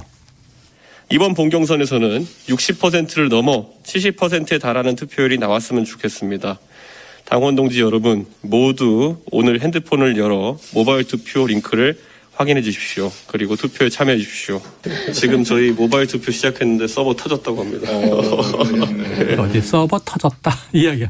70% 넘으면 탄수화물을 끊겠다. 근데 완전히 끊는 건 아니고 한 달만 끊겠다 이렇게 얘기를 해서 본인 다이어트를 공약에 네. 이용했다. 탄수화물 이런 말고 많기 때문에. 네. 그러니까 이제 빵과 국수 안 먹고 고기만 먹겠다 이렇게 이해가 되는 거죠. 네. 저탄고지. 자, 최 기자님, 이 중앙선관위 서버를 사용하기 때문에 실제로 서버가 터지는 일은 없고 이거 접속장이었다 그러는데 맞습니까? 그렇죠. 이제 서버가 터졌다는 말은 이제 비유적 표현인데 그만큼 이준석 이제, 대표가 네. 그렇죠. 그만큼 열기가 뜨거웠다 이런 분위기를 전하다가 나온 말 같고요. 중앙선거관리위원회의 그 대용량 일명 K보팅 서버를 이용한다고 네네. 해요. 그렇기 때문에 실제 다운된 것이 아니라 일시적으로 한꺼번에 많은 사람들이 접속하면은 네네네. 이제 트래픽에 좀 문제가 생깁니다. 장애가 그럴 때 생기죠. 이제 네, 관리하는 곳에서 잘 조치를 하면 금방 풀리고 실제로도 이후에는 어제 보니까 문제 없이 잘 작동을 했습니다. 자, 그래요. 모바일 투표 열기 일단 뜨겁고 ARS는 내일과 모레를 봐야 되는데 지금 이제 문제는 이거예요. 양강 구도를 형성하고 있는 과연 누가 최종 본선 주자로 대선에 올라갈 것인가? 윤석열 후보 캠프, 홍준표 후보 캠프잖아요. 네. 그럼 이렇게 이 투표 열기가 뜨거운 건 어느 쪽에 유리하다고 보세요? 그러니까 지금 서로 각자의 해석을 내놓고 있는데 네. 그런데 이제 요거 짚기 전에 이 양강 구도에서 저는 한 명 좀 더 주목을 해야 되는 네. 게 이제 이준석 대표인 것 같아요. 그러니까 네? 이준석 대표가 이 서버 터졌다고 이런 얘기를 네. 하면서 강조를 하고 있잖아요. 예. 이제 기자들한테도 이준석 대표 쪽에서 제일 빠르게 이 투표율을 공유를 해주고 있거든요. 아. 그러니까 이게 이준석 대표가 보기에는 자신의 공이라고 좀 생각을 하는 것 같습니다. 아. 그러니까 높은 내 투표율이 업적이다. 나오고 또 사람들도 많이 불러오고 이런 것들도 한 면이 있다. 그러니까 이준석 대표가 앞으로 대선에서 어떤 역할을 하는지 좀 꾸준히 지켜봐야 되거든요. 네네. 왜냐하면 T는 당대표가 될 가능성이 높아요. 근데 그래요? 그 사전 단계부터 그렇게 움직이고 있다라고 보면 될 것 같고요. 삼강구도입니까? 삼강구도? 계속해서 존재감을 보일 걸로 저는 그렇게 존재감은 생각을 하고 보일 있습니다. 것이다. 후보는 아니지만. 네. 그리고 이제 윤석열 캠프하고 홍준표 캠프가 서로 아전 인수식의 해석을 예. 하고 있는데 이 양쪽 다 말이 그럴듯합니다. 왜냐하면 논리가 있기 때문인데요. 네. 일단 홍준표 캠프 쪽에서 생각을 하는 거는 지금 첫날하고 오늘 하는 건 모바일 투표잖아요. 이제 모바일 투표다 보니까 일부 연세가 많으신 어르신들 같은 경우에는 좀 익숙하지 않으실 어렵다. 수가 있잖아요. 그러니까 이렇게 투표율이 높다라는 건 청년들이 많이 들어온 것일 거다. 청년들이 주도 세력일 거다. 이렇게 보고 청년 지지가 홍준표 의원한테 더 높으니까 그러니까 이런 것들은 홍준표 의원에게 좋은 것이다 이렇게 해석을 하고 있고요. 근데 또 반면에 윤석열 캠프에서는 어찌됐든 간에 이 모바일 투표라고 하더라도 당원들이 투표에 적극적으로 나선 거잖아요.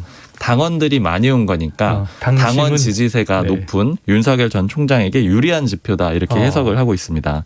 그리고 또 신규 당원의 성격을 놓고도 여러 가지 해석이 있는데 지금 기준으로 대략적으로 보면 9월부터 들어온 신규 당원이 한 19만 명 정도 되고 제가 아까 총 이 선거인단이 57만 명 정도 된다라고 말씀을 드렸으니까 대략적으로 3분의 1은 새로 들어온 사람이라는 거예요. 그러네요. 20만 명 가까이가 신규 당원. 그렇죠. 그러면 이제 2차 경선 때까지는 어느 정도 자신의 마음을 보여준 상태인 거고 물론 그게 공개가 되진 않았고요. 그렇기 때문에 19만 명이 어떤 선택을 하느냐 이게 굉장히 중요한데 일단 윤석열 캠프에서는 이 새로 들어온 사람들이 바로 역선택을 막기 위해서 들어온 사람이다. 이렇게 지금 주장을 하고 있습니다. 역선택을 막기 위해서. 그렇죠. 그러니까 이제 자신들을 지지하기 위해서 온 사람이라고 하는 거고 반면에 홍준표 의원 캠프에서는 이제 신규 당원들이 원래 2차 선거에서 찍고 싶었던 사람들인데 참여를 못하고 기다리고 있었다. 홍준표를 찍기 위해 기다리던 사람들이다. 이렇게 주장을 하고 있습니다. 이제 양쪽 다 다 논리가 있기는 듣고 한데요. 보니까 양쪽 다 설득력은 있다. 그럴듯하다. 근데 한쪽은 맞고 한쪽은 틀린 거잖아요. 결국은 뚜껑을 열어보면. 그렇죠. 아니면 또 아주 근소하게 붙었다라고 하면 둘 다 틀린 말이 아닐 수도 말이 다 있기는 맞지만, 하겠죠. 그럴 수도 있네요. 박 기자님은 어느 쪽에 좀 무게 중심이 더 가세요? 저는 일단 아무래도 당내 취재를 해보면 의원들이나 아니면 당협위원장들이나 이런 사람들이 다수가 윤석열 캠프에 포함이 돼서 그런지 그렇죠. 윤석열 전 총장에 유리할 것이다 이런 얘기들을 많이 하고 쪽이 많다. 그리고 특히 이런 얘기들을 좀 많이 해요. 윤석열 전 총장을 지지하는 쪽에서는 일단은 2차 경선 때 자신이 한번 투표를 했잖아요. 그걸 당원들이 번복을 하기가 좀 쉽지가 않을 거다. 심리적으로 한번 뽑았다가 3차에서 뒤집는 게 어려울 것이고 이거는 마찬가지로 당협위원장들한테도 즉 당협위원장들도 한번 지시를 내렸다가 다른 사람 해라 이렇게 하기가 좀 어려울 거라는 그런 얘기를 하는데 근데 이제 반면에 지금 여론조사 추이는 또 홍준표 의원이 쭉 올라가고 있기 때문에 비등비등할 것 같습니다. 그래요. 자, 이게 홍준표 후보가 유리하다고 하는 민심 이건 이제 내일 수요일과 목요일 이틀간 합니다. 여론조사를 통해서 또 확인될 수 있습니다. 윤석열 후보 원래는 오늘 2일 날짜에 이제 광주 방문한다 그래서 이게 민주당은 출범식을 하는데 선대위를 출범시키는데 이 두 가지 뉴스가 팽팽하겠구나 그랬는데 연기를 했어요. 그럼 여당 입장에서는 이게 사과 진정성 문제 가지고 또 비난과 비판이 이어졌겠네요. 근데 생각보다 그렇게 큰 관심은 없고요. 사실 왜냐면은 윤석열 후보가 간다는 거, 그러니까 뒤늦게 간다는 거에 대해서 좀 의구심을 좀 갖기 때문에 왜냐면은 일부러 예를 들어 계란을 맞거나 무슨 몰매를 맞는 그런 걸 연출해서 오히려 몰매를 동정표를 유발시키려는 건 아니냐 이런 식으로 좀 할 수도 있기 때문에 어쨌든 지금 오늘 김남국 의원이 이런 말을 남겼더라고요. 한참 뒤에 오는 사과는 비겁하고 진정성이 없는 사과다. 경선 전에 오면 당원들에게 악영향, 선거에 불리할까 봐 사과하러 오지 않고 경선 후보 투표 다 끝낸 뒤에 사과하러 오겠다는 거는 진짜 비겁하고 얍삽하다 평가를 내렸는데 이 정도로 가름해야 되지 않겠습니까? 그 정도의 여당 분위기다. 자, 그런데 이제 오늘 가기로 한 것을 5일 날 이제 발표를 보고 7일 이후에 가겠다 이 입장인데 5일에 본선 후보가 대구 가겠다 이렇게 얘기를 했어요. 그렇죠. 본선 후보가 될지 안 될지 혹시 안 돼도 갈지 여러 가지 경우일 수가 있습니다. 가긴 갈까요? 박 기자님? 글쎄 안 되면은 안 가지 않을까 저는 싶은데 왜냐하면 계속 취재를 해보면 광주 가는 거에 대해서 좀 윤석열 전 총장 본인은 상당히 부정적인 것 같아요. 본인이? 그리고 첫날에 기억을 하실지 모르겠는데 김경진 전 의원이 라디오에 나와가지고 사과하러 가야 된다. 사과하는 걸 건의하겠다. 건의하겠다라고 했는데 그때 제가 그 얘기를 듣고 이게 캠프 내 공식적인 의견이냐 하고 좀 취재를 해봤을 때 나온 얘기가 윤석열 전 총장 본인이 원치 않고 있고 그리고 그 의견에 맞춰서 캠프 내 90% 정도는 안 가도 좋다라는 의견이다. 10% 정도가 가자고 건의를 하고 있다. 이런 상황이었거든요. 일단은 호불호를 따진다면은 그러니까 어떤 당위성을 떠나서 호불호를 따진다면은 윤석열 전 총장은 안 가고 싶어하는 게 분명해 보이고 지금 연기한 것도 그런 측면으로 해석이 됩니다. 이 민감한 주간에 굳이 가야 할 것인가? 김경진 전 의원의 경우에는 지역구가 광주 북구였으니까 광주 민심을 캠프 내에서 대변했을 수 있겠습니다만 그럼 결국 저 광주를 안 가도 사과는 할 수 있는 거잖아요. 사과는 이미 했다라고 생각을 하고 있고 그리고 이거는 지금 홍준표 의원 캠프의 해석이긴 한데 그 전두환 씨 옹호 발언이 어떻게 보자면은 또 당원 투표에서 나쁘게만 작용하지 않을 거라고 판단하는 게 아니냐 이런 생각들도 좀 하고 있으니까 아마 복합적인 내심을 건드렸을 가능성이 일단은 있다. 지금은 또 당원 투표가 중요하다 보니까 복합적으로 고려를 할 것 같습니다. 그래요. 자, 뭐 민주당에서도 당연히 국민의힘 경선 결과에 관심이 클 겁니다. 특정 후보에 좀 손을 들어주는 듯한 전망을 내놨는데 KBS 1라디오 최경영의 최강시사에서 나왔던 진성준 의원의 발언 한번 들어볼까요? 그 일반 국민 여론조사는 뭐 많이 발표가 되어서 그렇죠. 네. 홍준표 후보가 약진하는 모양새들이 나타나고 있어서 이제 굉장히 흥미로운데 당원들도 결국에는 본선 경쟁력을 염두에 두고 일반 국민들의 민심을 따라가지 않을까 이런 전망을 해봅니다.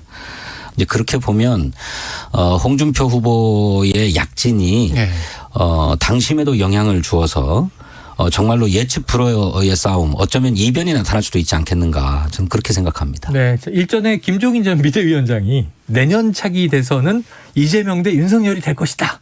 이게 윤석열 후보 편들어주는 거 아니냐 이런 비판이 있었어요. 근데 이제 진성준 의원이야 이제 더불어민주당 의원인데 좀 홍준표 의원을 응원하는 분위기인데 지금 민주당 안에서는 은근히 홍준표 후보가 올라오기를 바라고 있는 거예요? 꼭 그렇지는 않고요. 그러니까 지금 내부가 좀 복잡 미묘한데. 복잡 미묘해요? 그러니까 어제도 핵심 관계자랑 좀 만나면서 이런 얘기를 하는데 우리가 너무 윤석열 후보를 때리는 데만 집중을 했다.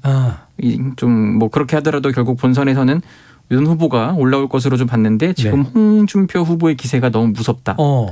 너무 우리가 홍준표 후보를 방관했다. 강구하고 있었다. 뭐 이런 식으로 분석을 하는데 그게 왜 그러냐면 이제 민주당은 내부에서 이제 여론조사도 보지만은 빅데이터를 많이 돌려본다고 해요. 수집을 하고 그랬더니 지금 국민의힘 내부 기류와는 다르다는 거예요. 온라인 커뮤니티든 뭐 이런 검색량이든 빅데이터를 다 분석해 본 결과 버즈량도 분석하고 그렇죠. 그래서 이거 지금 예측 불허다. 예측 불허다. 네, 홍준표 후보가 갑자기 치고 올라오고 있다. 네, 뭐 개사과라든지 뭐 왕자라든지 이런 논란 이후에 실책도 있고. 네, 그런 것 때문에 이거 진짜 너무 알 수 없다. 그래서 뭐 홍준표 후보가 올라오길 바란다 이런 게 아니라 정말 그냥 있는 그대로를 얘기한 것 같고 다만 윤석열 후보에 대해서는 이런 좀 시각이 있어요.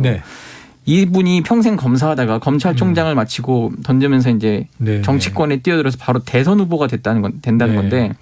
이게 과연 우리나라 정당 민주주의에 합당한 일인가?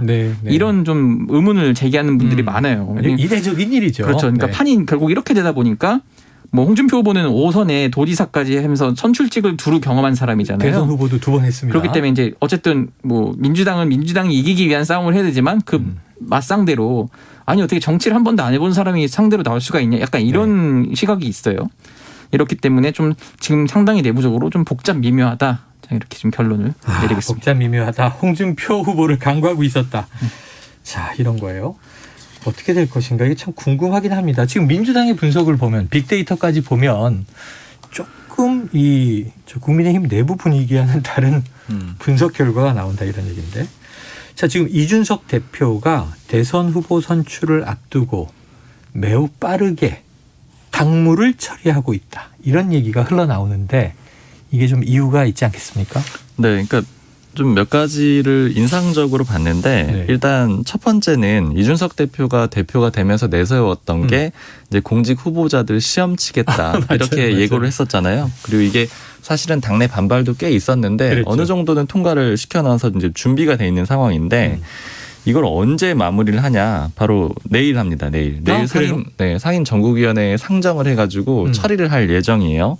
통과가 되면 그렇죠. 근데 이게 11월 5일이 대선 후보 선출일이잖아요. 그보다 이틀 전에 하는 거라고 보면 되고요. 그리고 또 하나가 이제 서울 서초갑 같은 데는 이제 윤희숙 의원이 그만두면서 자리가 나온 거잖아요. 비었습니다. 그리고 또 충북 청주 상당도 있고요. 4개 지역구가 있는데 재보선 지역. 맞습니다. 그 중에 2개가 재보선 지역인데 빈 곳이에요. 그러니까 조직위원장이 국민의힘에 비어 있는데 4개 중에 2개는 말씀하신 대로 재보선 지역이기도 하고요.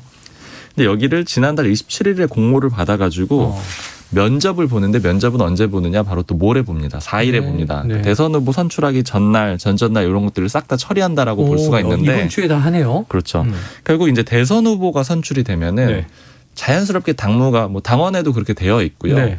이 대선 후보가 모든 걸 결정할 수 있는 권한을 가져가게 대권 주자가 돼요. 당권을 다 갖게 되는 거죠? 맞습니다. 당대표이자 대선 후보가 동시에 되는 거거든요. 당대표이자 대선 후보. 1인자가 되는 거죠. 근데 이준석 대표 입장에선 결국 2인자가 되는 건데. 당대표직은 유지하지만. 그렇죠. 그렇게 되면 결국에는 원했던 일들을 처리하지 못할 수가 있으니까 공직 후보자 시험을 좀 빨리 이 안건을 처리하는 게 아니냐 이런 해석들이 있고요. 그리고 또 조직위원장 같은 경우에도 조직위원장이 된다고 하더라도 꼭 공천을 받는 건 아니에요. 이제 공천권은 사실상은 대선 후보에게 있고 공식적으로는 공천관리위원회에서 이제 정당한 과정을 거치겠지만 어쨌든 그런 과정이 있기 때문에 미리 조직위원장을 앉혀놓으면 자르는 과정이 또 필요하거든요. 조직위원장을 내보내고 공천을 줘야 되잖아요. 그러니까 이건 일종의 또 알박기가 될 수 있는 거 아니냐 이런 해석들이 있어서 그러니까 이준석 대표가 아까 제가 이제 존재감을 많이 보이는 대표가 될 거라고 말씀을 드렸잖아요. 이렇게 얘기한 그렇죠. 게.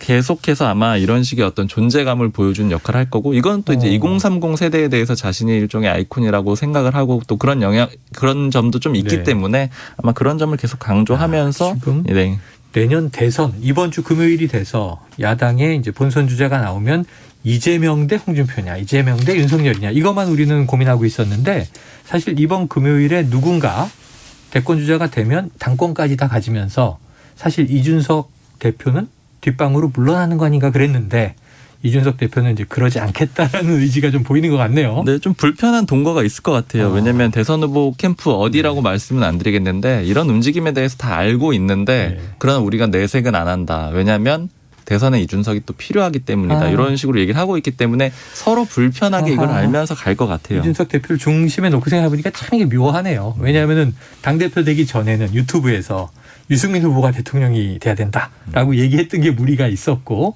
홍준표 후보하고는 지금 가까운 사이고 홍준표 그렇죠. 후보도 좀 지지층을 공유하는 듯한 그런 모습이 됐죠. 윤석열 후보와는 상당히 좀 각을 세웠던 입당 과정에서부터 과거가 있고 이거 참 궁금합니다. 정말 궁금한데 자 국민의힘 경선에 또 하나의 변수가 등장했습니다. 바로 어제 오전인데요. 안철수 국민의당 대표 출마 선언, 대권 도전 선언했고 나로 후보가 결정돼야 된다. 이런 자기중심적인 또 강한 발언을 했는데 오늘 CBS 라디오 김현정의 뉴스쇼에서 남긴 이야기가 있습니다. 듣고 올까요? 지금 정권 교체를 위해서 제1야당 후보가 되신 분이 양보를 해주신다면 그러면 충분히 압도적인 정권 교체가 가능하게 되겠죠. 안철수로 단일화하는 것만 받겠다. 그리고 그렇게 돼야만이 정말 이번 시대 교체가 가능하게 된다고 저는 생각합니다. 네, 11월 1일 오전에 나 대권 나갑니다. 그랬더니 아니 서울시장 나오실 때 대권 안 하신다 그랬지 않습니까? 내가 시장이 되면 안 한다 그런 거다. 이렇게 얘기를 했어요. 네. 그 정리를 해버렸고 단칼에. 그런데 지금 안철수로의 단일화만 야권에선 가능하다. 아니 지금 내일 모레 글피에 누가 대권주자가 될지 모르는데 국민의힘에서 되자마자 안철수로 단일화 이렇게 이제 얘기를 해버린 거예요. 자 여야 출입 기자 두 분 어떻게 들으셨는지 최 기자님 어떻게 들으셨어요? 이 말을 똑같은 말을 누가 했는데요. 그래요 정말? 김동연 전 부총리가 이렇게 얘기를 하더라고요. 그래요? 그러니까 본인은 본인의 길을 가는데 본인한테 이제 단일화 후보로 양보를 해주면은 기꺼이 응할 생각이 있다 이런 식으로 얘기하길래 웃고 넘겼어요. 근데 안철수 후보가 이제 출마 선언을 하는 마당에 벌써 초반부터 그럼 제가 단일화 해드리겠습니다. 뭐 이러면 좀 이상하잖아요. 그렇죠. 그렇게 할 리는 없죠. 강하게 좀 나가서 자신감 있는 모습을 보여야 지금 있는 지지율보다 조금 더 많은 지지율을 받아서 실제 단일화 국면이 들어섰을 때도 좀 더 유리하게 뭐 룰 적용이라든지 할 수 있지 않을까 싶습니다. 자 완주 의사를 밝힐 수밖에 없다. 사실 뭐 어제 출마 선언했는데 그럼요. 중간에 단일화된다 그러면 또 철수냐 이 비판이 나올 거란 말이에요.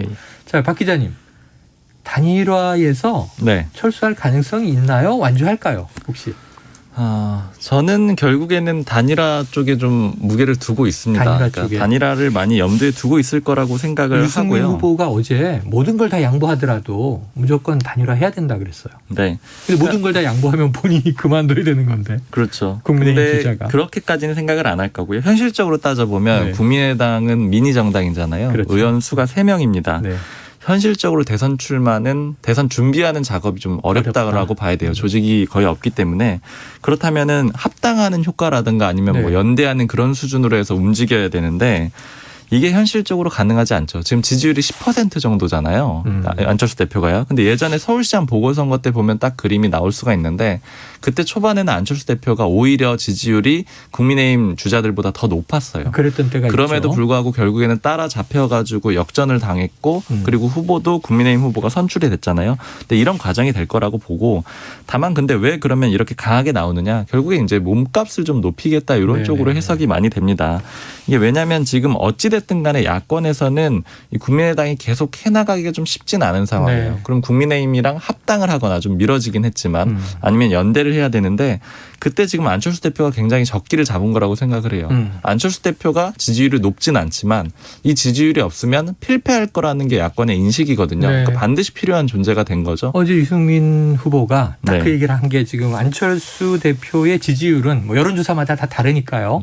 범보수 후보 중에서는 조금 높을 수 있지만 다자 가상 대결에서는 또 한 자릿수 낮게 나오고 네. 그런데 이 내년 차기 대선이 초박빙으로 여야가 격돌할 거기 때문에 유승민 후보 얘기는 단 1, 2% 차이로 승패가 갈릴 수 있다. 그렇죠. 그러면 안철수 대표가 뭐 2%, 3% 지지율을 가지고 있다면 그것마저도 상당히 소중한 것이다. 라는 입장이더라고요. 근데 또 여기서 변수가 오늘 이준석 대표 얘기를 많이 하는데 이준석 대표인 것 같아요. 그러니까 이준석 대표가 좀 합당에 부정적인 걸로 알려져 있거든요. 그러니까 특히 이제 안철수 대표와의 관계가 안 좋기도 했고 또 굉장히 불신한다라는 걸 공개적으로 여러 번 좀 밝힌 바가 있잖아요. 네. 그래서 이제 이런 과정도 좀 지켜봐야 될 것 같습니다. 알겠습니다. 이게 지금 야권 이번 주 뭐 운명의 주간이라는 말이 틀리지 않은 것 같습니다. 그런데 오늘 지금 24분 남았네요. 24분 후에 민주당은 이재명 후보의 통합선대위 선거대책위원회 대대적인 출범식이 예고돼 있죠. 지금 한창 뭐 이제 시작 직전일 것 같은데 자 불사조 기자단에서만 들을 수 있는 취재 뒷이야기인데 우리가 어제 1차 선대위 명단 가지고 뭐 이런저런 분석을 했어요. 드림원 팀이 되겠다. 뭐 용광로 화학적 결합. 근데 이재명 후보가 이 선대위 명단에 좀 다소 불만을 표했다 이런 뒷이야기가 흘러나와서 그건 무슨 얘기예요? 그러니까 이제 명단 공개 이후에 뭐 불만을 표시했다기보다는 전에 그 조율 과정에서 살짝 좀 아쉬워하는 점이 있었다. 뭐 이런 좀 얘기를 들었는데 뭐죠? 취재를 해보니까 먼저 이재명 후보 측에서 당에다가 이제 원하는 인선안을 좀 제시를 했다고 해요. 먼저 선대위 인선안을 냈고. 그렇죠. 근데 이제 보니까 초선 내지는 재선 의원들, 특히 여성 의원들이 주요 포지션에 많이 들어 있어서 당에서는 이거 조금 난색을 표했다. 좀 이런 얘기를 하는데. 그러니까 대선 선대위는 그동안 관례에 따라서 선수별로 뭐 선대위원장, 뭐 본부장 이렇게 나누고 그다음 뭐 실장, 뭐 단장 이런 식으로 배분을 하는데 성비보다는 선수를 더 중요시하는 게 당의 전통이다. 예. 그런데 이제 이재명 후보가 원하는 거는 좀 상대적으로 젊은 여성들이 좀 전진 배치돼야 된다. 좀 이런 걸 많이 원했다고 하는 거예요. 본인의 약점을 좀 이제 극복하기 위한 그런 면도 노력이겠죠. 있죠. 어쨌든 그래서 그 조율 과정에서 조금 더 당의 일정 부분을 양보를 해야 하는 게 있었다. 근데 그 과정에서 어떻게 보면 그러니까 최근 보시면요. 수행하는 그 의원 옆에 갑자기 강선우 의원이 등장을 하거든요. 전에는 김남국 의원이 주로 있었는데. 그렇죠. 네, 여성 초선 의원이에요. 근데 이걸 볼 수 있는데 이걸 어떻게 되냐면은 후보가 굉장히 원했다는 거예요. 그러니까 이제 지금까지로는 주로 수행 김남국 말씀하신 김남국 의원이나 또 이제 최근에는 그 당 후보가 된 다음에는 수석 대변인인 박찬대 의원 그리고 비서실장인 박홍근 의원 이렇게 주로 중년 남성들이 이제 후보 옆에 딱 포지션을 잡았는데 그러니까 후보 본인도 중년인데 너무 칙칙한 거 아니야? 뭐 이랬다는 거예요. 그래서 그림이 안 나온다. 이런 식으로 워딩을 했다는 거예요. 이미지 시대니까. 네, 그래서 이제 다소 화까지는 아니고 그러니까 좀 문제를 좀 제기를 했다. 강하게 제기했다. 네, 그래서 강선우 의원이 이재명 캠프에 굉장히 늦게 들어간 편인데도 지금 옆에서 수행 역할로 자리를 좀 잡았다. 뭐 이런 좀 얘기가 있습니다. 일리가 있는. 지난 일요일에도 여성 유권자들하고 이렇게 체육 행사하는데 참여하고 그랬죠. 맞습니다. 조금 이제 여성들의 어떤 관심, 여성들의 좀 지지를 더 이끌어내기 위해서 여성 정치인들을 좀 배치하고 싶었는데 그러고 보니까 선대위가 다 지금 뭐 중진, 원로 이런 분들은 대부분 남성이고 추미애 지금 명예위원장 정도 또 있나요? 뭐 그 선대위원장 공동 선대위원장이 이제 국회부의장인 김상희 의원도 있고, 김상희 의원이 있고, 정세균 캠프에 있었던 김영주 의원도 있긴 합니다. 김영주 의원이 있고, 이제 좀 어르신, 그러니까 중진 그룹이잖아요. 그 정도네요. 네, 그렇기 때문에 조금 그러니까 후보 본인이 60년대생인데 후보 본인보다 조금 젊은 세대의 여성 의원이 좀 모양새가 좋아 보인다. 네네. 이런 좀 원하는 게 있다고 그러고. 현재 강선우 의원이 이제 수행을 최근에 하기 시작했다. 네. 근데 이제 정식 수행실장은 아닙니다. 아직. 그러니까 어제 발표된 수행실장은 또 한준호 의원이에요. 이경 대변인도 있는데 현역 의원은 아니고. 그렇죠. 그리고 또 누가 있을까요? 신현영 의원 정도가 있는데 초선이고. 그러니까 신현영 의원은 지금 원내대변인이어서 원내대변인이고 한준호 의원도 원내대변인이었는데 또 뺄 수는 없다는 거예요. 뺄 수는 없다. 일단, 그래서 신현영 의원은 일단 지금 물망이 없고 강선우 의원, 뭐 홍정민 의원, 이소영 지금 대변인이 이소영 의원, 유정주 의원 등등 있고 지금 또 그 원외 인사로는 남영희 전 부대변인 그리고 있고 최지은 국제대변인 이런 분들이 지금 거론돼 있는데 아마 2차 인선 때 굉장히 앞에 뭐 대변인이든 수행 역할이든 많이 명단이 발표가 될 거다 이런 얘기가 있습니다. 2차 인선에 주목하게 되는 이유가 되겠군요. 좀 여성 정치인들을 어떻게 전면 배치해서 이재명 후보의 약점으로 꼽히는 지금 이제 여성 유권자들의 수심을 얻어올 수 있겠는가. 그러니까 아마 지금 발표 때마다 컨셉을 좀 잡아서 발표하려는 것 같아요. 그래서 1차 인선 때는 아무래도 그 각 경쟁했던 캠프별로 통합, 원팀 여기에 기조가 박혀 있고 이제 아마 2차 내지 3차 때 이런 여성 중심으로 많이 갈 것 같다. 좀 이런 얘기가 나옵니다. 조금 이제 그러한 어쨌든 이제 지금 얻지 못하는 세대나 혹은 뭐 성이나 집단의 표를 끌어와야 되니까 이해가 되는데 그렇다면 최근에 양육비 미지급 관련 공약 국가가 먼저 지급하고 이제 이 미지급한 배우자에게 어떤 구상권을 행사하겠다. 이런 것도 여성 표심을 위한 공약을 고려한 것으로 봐야 되겠네요. 좀 그런 면이 있는데요. 이게 이제 일요일에 직접 후보가 페이스북에 올린 건데 그 양육비 대지급제 말씀해 주신 대로 국가가 먼저 양육비를 지원하고 나중에 양육비 채무자로부터 회수하는 건데 사실은 이게 문재인 대통령도 공약을 했었어요. 근데 이게 막상 해보려고 하니까 세금이 만만치 않게 들어간다. 쉽지 않더라. 그래서 쉽지 않다고 했는데 한 발 후퇴한 건데 이거를 지금 다시 들고 나온 거예요. 그러니까 2030 여성뿐 아니라 당에서는 좀 돌려보니까 40대 여성도 이낙연 전 대표 대비 좀 지지율이 좀 너무 낮다는 거예요. 이재명 후보가. 그래서 어떻게든 좀 이 약한 고리를 좀 해결하고자 여성 표심을 사로잡아야겠다 해서 그러니까 물론 단순히 그것만 고려한 게 아니라 그것뿐만 아니라 우리 사회가 정말 해야 되는 것들 이런 것에 대해서도 좀 큰 여론이 큰 주제를 잘 골라서 화두를 잘 던지고 있다. 좀 이렇게 보고 있습니다. 알겠습니다. 자, 박 기자님. 양육비를 지급해 보신 적 있나요? 아니요. 없죠. 생활비는? 아니, 없습니다. 없어요? 그래요. 뭐라고 말해야 될지 모르겠네요. 아니 갑자기 지금 이 여성 공약을 내거나 여성 정치인들을 전면 배치하는 것 여성 표심을 잡는데 이게 정말 효과가 있을까 하는 궁금증이 들어서 어떻게 보십니까? 뭐 아무래도 영향이 좀 있을 수는 있을 것 같아요. 그리고 특히 이번에 여성은 좀 집중을 해봐야 되는 게 지난번 서울시장 보궐선거 때 출구조사를 보면은 2030 좀 젊은 남성들 같은 경우에는 야당 지지 성향이 뚜렷했는데 반면에 여성들 같은 경우에는 다양한 정당이 표를 줬었거든요. 소수 정당에도 많이 줬었고요. 그러니까 어떻게 보자면 아직 유동적인 어느 한쪽 지지로 확 쏠리지 않은 그런 층이라고 볼 수가 있습니다. 중도층이라고도 표현을 할 수가 있을 것 같아요. 그래서 조금 더 적극적으로 이렇게 내는 거라고 생각을 하거든요. 그러니까 특히 남성보다 여성에 더 집중해서 이재명 후보가 이런 것들을 내는 것이 아마 의미가 있는 것 같습니다. 지금 여러 가지 여론조사를 보면 아직까지 후보를 결정하지 못한 뭐 우리가 부동층, 무응답층이 상당히 한 20% 내외씩 막 이렇게 여론조사에 나오는 걸 보면 이들을 어떻게 누가 끌어가느냐. 그렇죠. 이게 내년 대선이 아주 중요한데 일단 이번 금요일에 이제 야당의 후보까지 결정이 되면 대략 다자구도가 완성되는 것 같아요. 지금 이제 이재명 후보, 그 국민의힘이 뭐 누구냐, 그 다음에 안철수, 김동연, 정의당의 심상정, 이 정도로 되는 거죠. 허경영 후보도 있습니다. 국민혁명당. 나중에 한번 취재를 좀 해오시면 다음 주에 한번 야당으로 분류되어 있는 것 같아요. 야당 그러면 박순봉 기자님이 취재를 하셔야 되겠네요. 취재를 해본 적은 없는데 알겠습니다. 자, 추미애 명예선대위원장 이게 워낙 강성이고 이제 개혁을 강조하니까 이재명 후보 입장에서는 또 어떻게 잘 활용할 거냐. 잘 쓰면 약이고 또 너무 이제 과하게 튀면 독이고.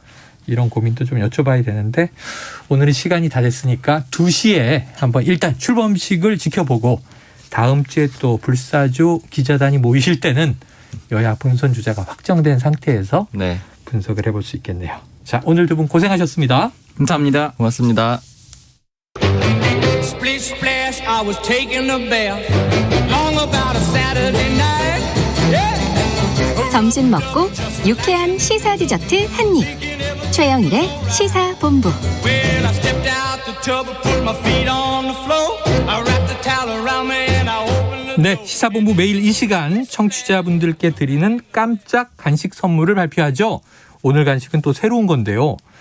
초코맛 버섯 과자. 뭔지 아시죠? 예, 트러플은 아니지만 달콤하고 맛있습니다. 아이고, 입맛 갑자기 또 침이 고이네요. 청취자분들에게만 쏩니다. 자, 오늘의 간식 초코맛 버섯 과자. 이 코너 들으시면서 문자로 의견 보내주시는 청취자분들에게 쏘고요. 짧은 문자 50원, 긴 문자 100원이 드는 샵 9730으로 의견 많이 보내주시기 바랍니다.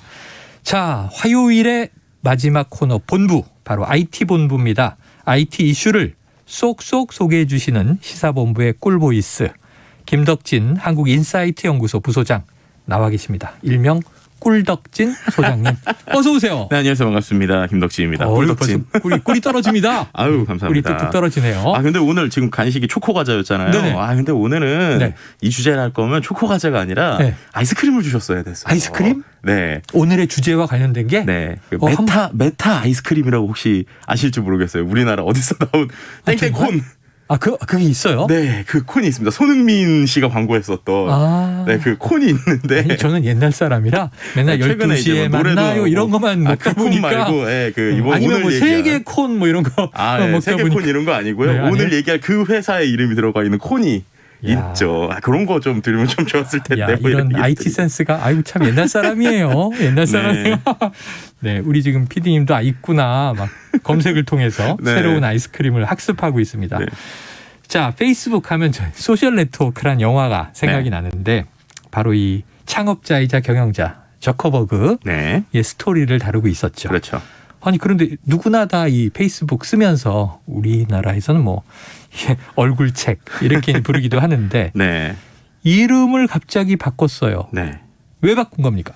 일단 이름이요. 메타입니다. 메타. 네. 우리가 메타버스. 요즘에. 네, 그 메타버스의 메타죠. 아, 그래요? 네. 그래서 실제로 주식 티커, 그러니까 주식 거래명도 12월 1일부터 바뀌어요. 그러니까 엄청 큰 변화예요. 이게 다음 달이면. 네, 그러니까 페이스북이 FB였는데 네. 이것도 이제 NVRS 이래가지고 메타와 관련된 쪽으로 네. 바뀌고요. 지금 이와 관련된 정말 각종 패러디들이 인터넷에서 이어지고 있습니다. 네. 일단 우리가 패친이라고 하잖아요. 패친. 네, 근데 이제는 매친이다. 뭐 이런 얘기들. 아니 패친이 너무 익숙한데. 네, 메타 친구, 네, 매친. 자, 우리 정치 뉴스만 정치인이 네. 지난밤 사이에 뭐 페북에 무슨 글을 네. 올렸다. 그럼 이제 내 패친이 올렸다 이러면 안 되고 아예 매친이 올렸네. 아예 매친 막 이렇게 이제. 어감이 좀 더 안 좋아지는 건가? 네, 또 뭐 비슷하게 이제 그 빵이라고 우리가 보통 많이 표현하잖아요. 빵이라 네. 그러죠. 빵이 아니라 망입니다. 망 이제. 망.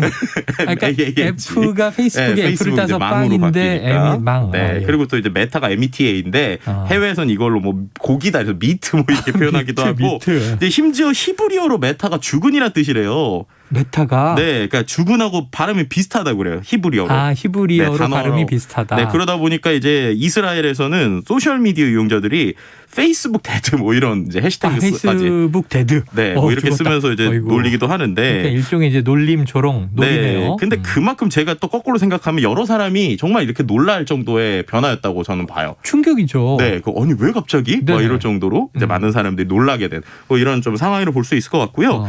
근데 이름 그렇게 바꾼 건 우리가 얘기하는 메타버스의 메타입니다. 그러니까는 메타버스를 주도하겠다. 라고 하는 어떠한 의미. 그러니까 뭐 네, 메타만 들으면 그냥 이제 우리 회사가 떠오르게 하겠다. 뭐 이런 정도의 변화라고 보시면 될 것 같아요. 앞서서 이제 이야기 주셨지만 우리가 소셜 네트워크라고 하는 개념 자체가 페이스북에서 나온 좀 어떻게 보면은 좀 많이 알려진 방식이죠. 네. 근데 주커버그가 어떤 얘기를 했냐면 이제 기존에는 우리가 온라인을 보면 텍스트 중심이었고 이게 이미지, 동영상까지 갔는데 이게 소셜 네트워크의 형태였고 근데 이게 이제는 메타버스의 시대로 갈 것이다. 라고 얘기를 하면서 어떻게 보면은 우리의 이제 원래의 회사는 소셜 미디어 회사인데 그 DNA가 이제 메타버스로 가고 메타버스의 차세대 개척자가 되겠다라는 얘기를 했어요. 얼마나 이 메타버스를 강조하고 싶었냐면 1시간 동안 했었던 컨퍼런스 콜에서 광고에 대해서 이제 어떻게 보면 페이스북의 핵심이 광고잖아요. 네, 그렇죠. 광고를 28번 언급했거든요. 광고를. 네, 근데 이 메타버스라는 단어를 20번이나 언급을 했습니다. 그만큼 먹거리와 거의 바로 연관돼 있는 이런 키워드다. 그러니까 얼마나 강조하고 싶었는지를 보여주는 뭐 이러한 어떤 뭐 키노트였다 이렇게 얘기할 수 있는 기존의 것이죠. 이 페이스북이 메타버스에 정말 목숨을 걸었다. 그렇죠. 이런 느낌이 확 오는데 자, 이게 브랜딩을 생각하면 네. 페이스북을 알리는데 엄청난 뭐 천문학적 비용이 들어가지 않았겠습니까? 그렇죠. 창업 후 지금까지. 네. 그러니까 이제서야 페이스북 하면 전 세계 사람들이 다 그거 아는데 네.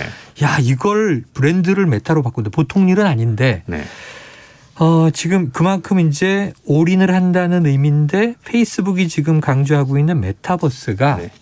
어떤 개념인지 어떤 그림인지 잘 머리에 그려지지 않아요. 그쵸. 청취자분들을 위해서 좀 설명을 해 주세요. 쉽게 설명을 드리면 제가 지난번에 메타버스 얘기할 때 레디 플레이어 원이라는 영화를 말씀드렸던 것 그 같은데 스필버그 감독의 영화고 네, 그 레디 플레이어 원을 가상세계 그냥 현실화하겠다라는 게 어떻게 보면은 페이스북이 말하는 메타버스라고 생각하시면 돼요. 그러니까는 우리가 지금까지 스마트폰이나 네. 컴퓨터로 인터넷을 했잖아요. 네. 근데 이제 VR 기기나 AR 기기 같은 거를 이렇게 안경을 쓰는 거죠. 네, 누구나 끼고 그 안에서 이제 지금에 있는 소셜 네트워크, 뭐 예를 들면 회의를 한다거나 친구와 대화를 한다거나 그 안에서 뭔가 다른 캐릭터와 대화를 하고 있다가 갑자기 현실에 있는 누군가 전화를 해도 전화를 그 공간에서 받고 또 그 공간에서 운동도 하고 네. 그 안에서 게임도 하고 막 이러한 정말로 그 안에서 경제적인 행위까지 일어나는 이 모든 것을 이제 보여준 공간의 형태라고 보시면 될 것 같고요. 이제 그러다 보니까 단순히 이번에 그 우리가 말했던 VR 기기뿐만 아니라 네. 예를 들면은 우리가 체험할 수 있는 뭐 일종의 신경 센서나 네. 아니면은 뭐 관련된 미래에는 이 VR 기기가 어떻게 되겠다까지 이게 단순히 최근의 일뿐만 아니라 5년, 7년 후의 미래들까지도 모든 그림들을 많이 이야기를 했습니다. 이게 보통 이야기가 아닌 게 제가 네. 지금 이런 생각이 드는 거예요. 김덕진 부소장님 얘기를 이렇게 들으면서 네. 스튜디오에 와서 앉아서 제 눈앞에서 막 손짓을 하면서 열정적으로 얘기를 해주고 계신데 네. 야, 그럼 이게 메타버스가 스튜디오가 구성되면 전 여기서 방송을 막 하고 있는데 김덕진 부소장님이 직접 스튜디오에 오지 않고 네. 집에서 이제 이렇게 접속을 하면 네. 여기 와 계신 것처럼 보일 거 아니에요. 물론이죠. 실제로 이번에 네. 데모 영상에 어떻게 나왔냐면요. 제가 오프라인에서 공연을 보고 있어요. 네. 근데 공연을 보고 있다가 친구한테 전화가 옵니다. 그 친구가 너 뭐해? 이랬나 공연 봐. 이랬더니 인바이트 버튼을 누르면 네. 실제 그 공연 현장에 제가 초청, 홀로그램으로 초대를, 보는 거예요. 홀로그램으로. 그래서 실제로 보는 오프라인 현장에서 저는 콘서트를 즐기고 있고 제 친구는 VR 기기를 끼고 그 안에 옆에서 홀로그램을 같이 영혼만 내 옆에 와 있군요. 네, 이런 식의 어떤 형태들. 그러니까는 네. 이게 중요한 게 현실하고 가상이 따로 떨어져 있는 게 아니라 이걸 연결하겠다. 그리고 그 안에서 경제적인 구조를 그리겠다는 것이고요. 그러다 보니까 또 예를 들면은 나의 방, 그러니까 우리로 치면 옛날에 미니룸 같이 네네. 가상의 나만의 방에다가 제가 이것저것을 꾸밀 수도 있고. 지난번에 이 싸이월드 이제 그렇죠. 리부팅 얘기해 주셨는데. 네네네. 그런 거랑 또 한 가지 예를 그러다가 제가 온라인상의 방에 예술 작품을 걸고 싶은 거예요. 그러면은 최근에 이제 NFT 얘기들이 나오고 있잖아요. 디지털 미술들이죠. 그렇죠. 그 디지털 미술을 살 수 있는 그러한 아트웍 쇼핑 공간까지도 이번에 같이 오픈을 했습니다. 야, 가상 세계 안에 이제 새로운 경제권, 그렇죠. 새로운 나의 또 주거 공간. 그럼 나의 아바타도 또 돈을 들여서 만들어야 될 거 아니에요. 네네. 그럼 제가 굉장히 멋있는 남자가 될 수도 있는데 엄청난 돈을 투자해야 되겠네요. 뭐 지금까지는 그래도 좀 싸게 만드실 수 있어요. 그러니까 지금 페이스북이 뭐 아시는 분은 알겠지만은 2D 상태에서도 자기 아바타를 만들 수 있거든요. 근데 그 아바타를 지금 3D로 그대로 갖다 놓을 수 있고요. 그다음에 메타버스의 궁극적인 형태로 생각하는 게 예를 들면 지금은 뭐 예를 들면 게임과 같은 A 플랫폼에서 제가 제 아바타를 만들어요. 거기서 아이템을 엄청 많이 샀습니다. 그럼 다른 게임이나 다른 어떤 거 가려면 거기서 또 사오고 또 만들어야 되잖아요. 근데 지금 페이스북이 만드는 그림은 그거를 일종의 디지털 옷장 같은 걸 만들어서 제가 여기서 산 거를 저기서 그대로 갖고 오고 그걸 움직이게 하겠다는 거예요. 그러니까 정말로 우리가 들으면 이게 무슨 소리야 싶지만 아니, 젊은이들은 너무 좋아할 것 같은데 저 같은 기성세대는 무슨 생각이 드냐면 저도 유명한 무슨 서바이벌 게임 네트워크에 그래도 아이디는 있어야지 하고 들어가서 계정 만들고 제 아바타가 있는데 한 3년 넘었는데 지금도 들어가면요 반바지만 입고 헐벗고 뛰어다녀요. 아니, 부끄러워 죽겠어요. 못 들어가게 되더라고요. 네, 그랬는데 제가 이제 그 게임 안에서는 헐벗고 있었는데 다른 데서 산 거. 예를 들면은 내가 SNS에선 잘 보이기 위해서 여러 가지 아이템을 꾸며놨어요. 그럼 그거를 그대로 내 게임 그 총쏘는 게임에서 가져올 수 있다. 네, 이런 개념까지도 지금 이번에 그림을 그리고 있다고 보시면 될 것 같습니다. 메타버스들이 만들어지면 이게 통합돼 나가는 거군요. 네, 그러니까 각자의 메타버스가 별도로서 존재하면서 연결되는 개념에 가깝다라고 생각하시면 될 것 같아요. 정말 이 영화 공상과학 영화 매트릭스에 나오던 가상의 세계가 현실과 결합돼 나가는 과정을 지금 우리가 겪고 있다. 굉장히 다양한 준비들이 필요할 텐데 지금 당장 4433님 저도 50년대생인데요. 무슨 말씀을 하시는지 도통 그러니까요. 이해가 거시기 합니다. 이렇게 얘기해 주셨거든요. 근데 이게 중요한 게요. 네. 지금까지 이런 시도들이 실제로 1, 2년 있던 게 아니에요. 10년 네. 이상 있었어요. 뭐 AR, VR 등등 있었죠. 네. 중요한 건 아시겠지만 페이스북이 전 세계에서 손꼽는 기업이라는 것이죠. 네. 실제 지금 돈을 얼마큼 쓰려고 하냐면 내년에만 100억 달러 이상 돈 쓴다고 하고 여기다가 100억 달러. 네, 100억 달러. 네. 그리고 또 5년 동안 유럽에서 만여 개 이상의 메타버스 일자리를 만들겠다. 네. 그러니까 어떻게 보면은 정말로 한 회사가 자기가 가지고 있는 거의 전 세계적인 돈을 짧은 시간에 부어서 어떤 모습을 보여주겠다라는 현상이기 때문에요. 네. 어떻게 보면은 우리한테 지금 와닿지 않는 이유는 우리에게 일단 디바이스가 없어서 그래요. 네. 근데 이거를 생각을 해보시면 이런 거랑 비슷해요. 우리가 스마트폰 같은 경우는 네. 전 국민이 비슷한 타이밍에 썼잖아요. 그렇죠. 근데 지금 VR 기기는 그렇지가 않거든요. 예를 들어서 제가 스마트폰 3년 쓴 사람인데 네. 한 번도 스마트폰 안 쓴 사람한테 SNS를 설명해야 된다. 네. 유튜브를 설명해야 된다. 어렵죠. 남은 어렵다. 이 정도의 지금 차이라고 생각하시면 제일 쉬울 것 같습니다. 이해됩니다. 사실 네. 뭐 몇 년 전에 우리 아이들이 스마트폰을 들고 현실에는 부모의 눈에는 보이지도 않는데 그렇죠. 포켓몬 잡겠다고 편의점 가고 그 뭐 포인트가 있었잖아요. 그렇죠. 막 뛰어다니듯 생각을 해보면 야 세상이 많이 바뀌고 있다. 자 어쨌든 적응을 해야 살아남는데 이 저커버그의 새로운 모험 어떻게 될지 지켜보도록 하고요.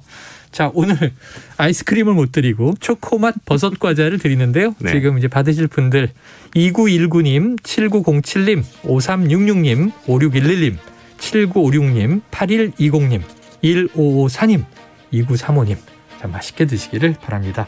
자 오늘 김덕진 한국인사이트 연구소 부소장과 IT본부 함께했습니다. 고맙습니다. 네, 감사합니다. 자 최영일의 시사본부 오늘 준비한 내용은 여기까지고요.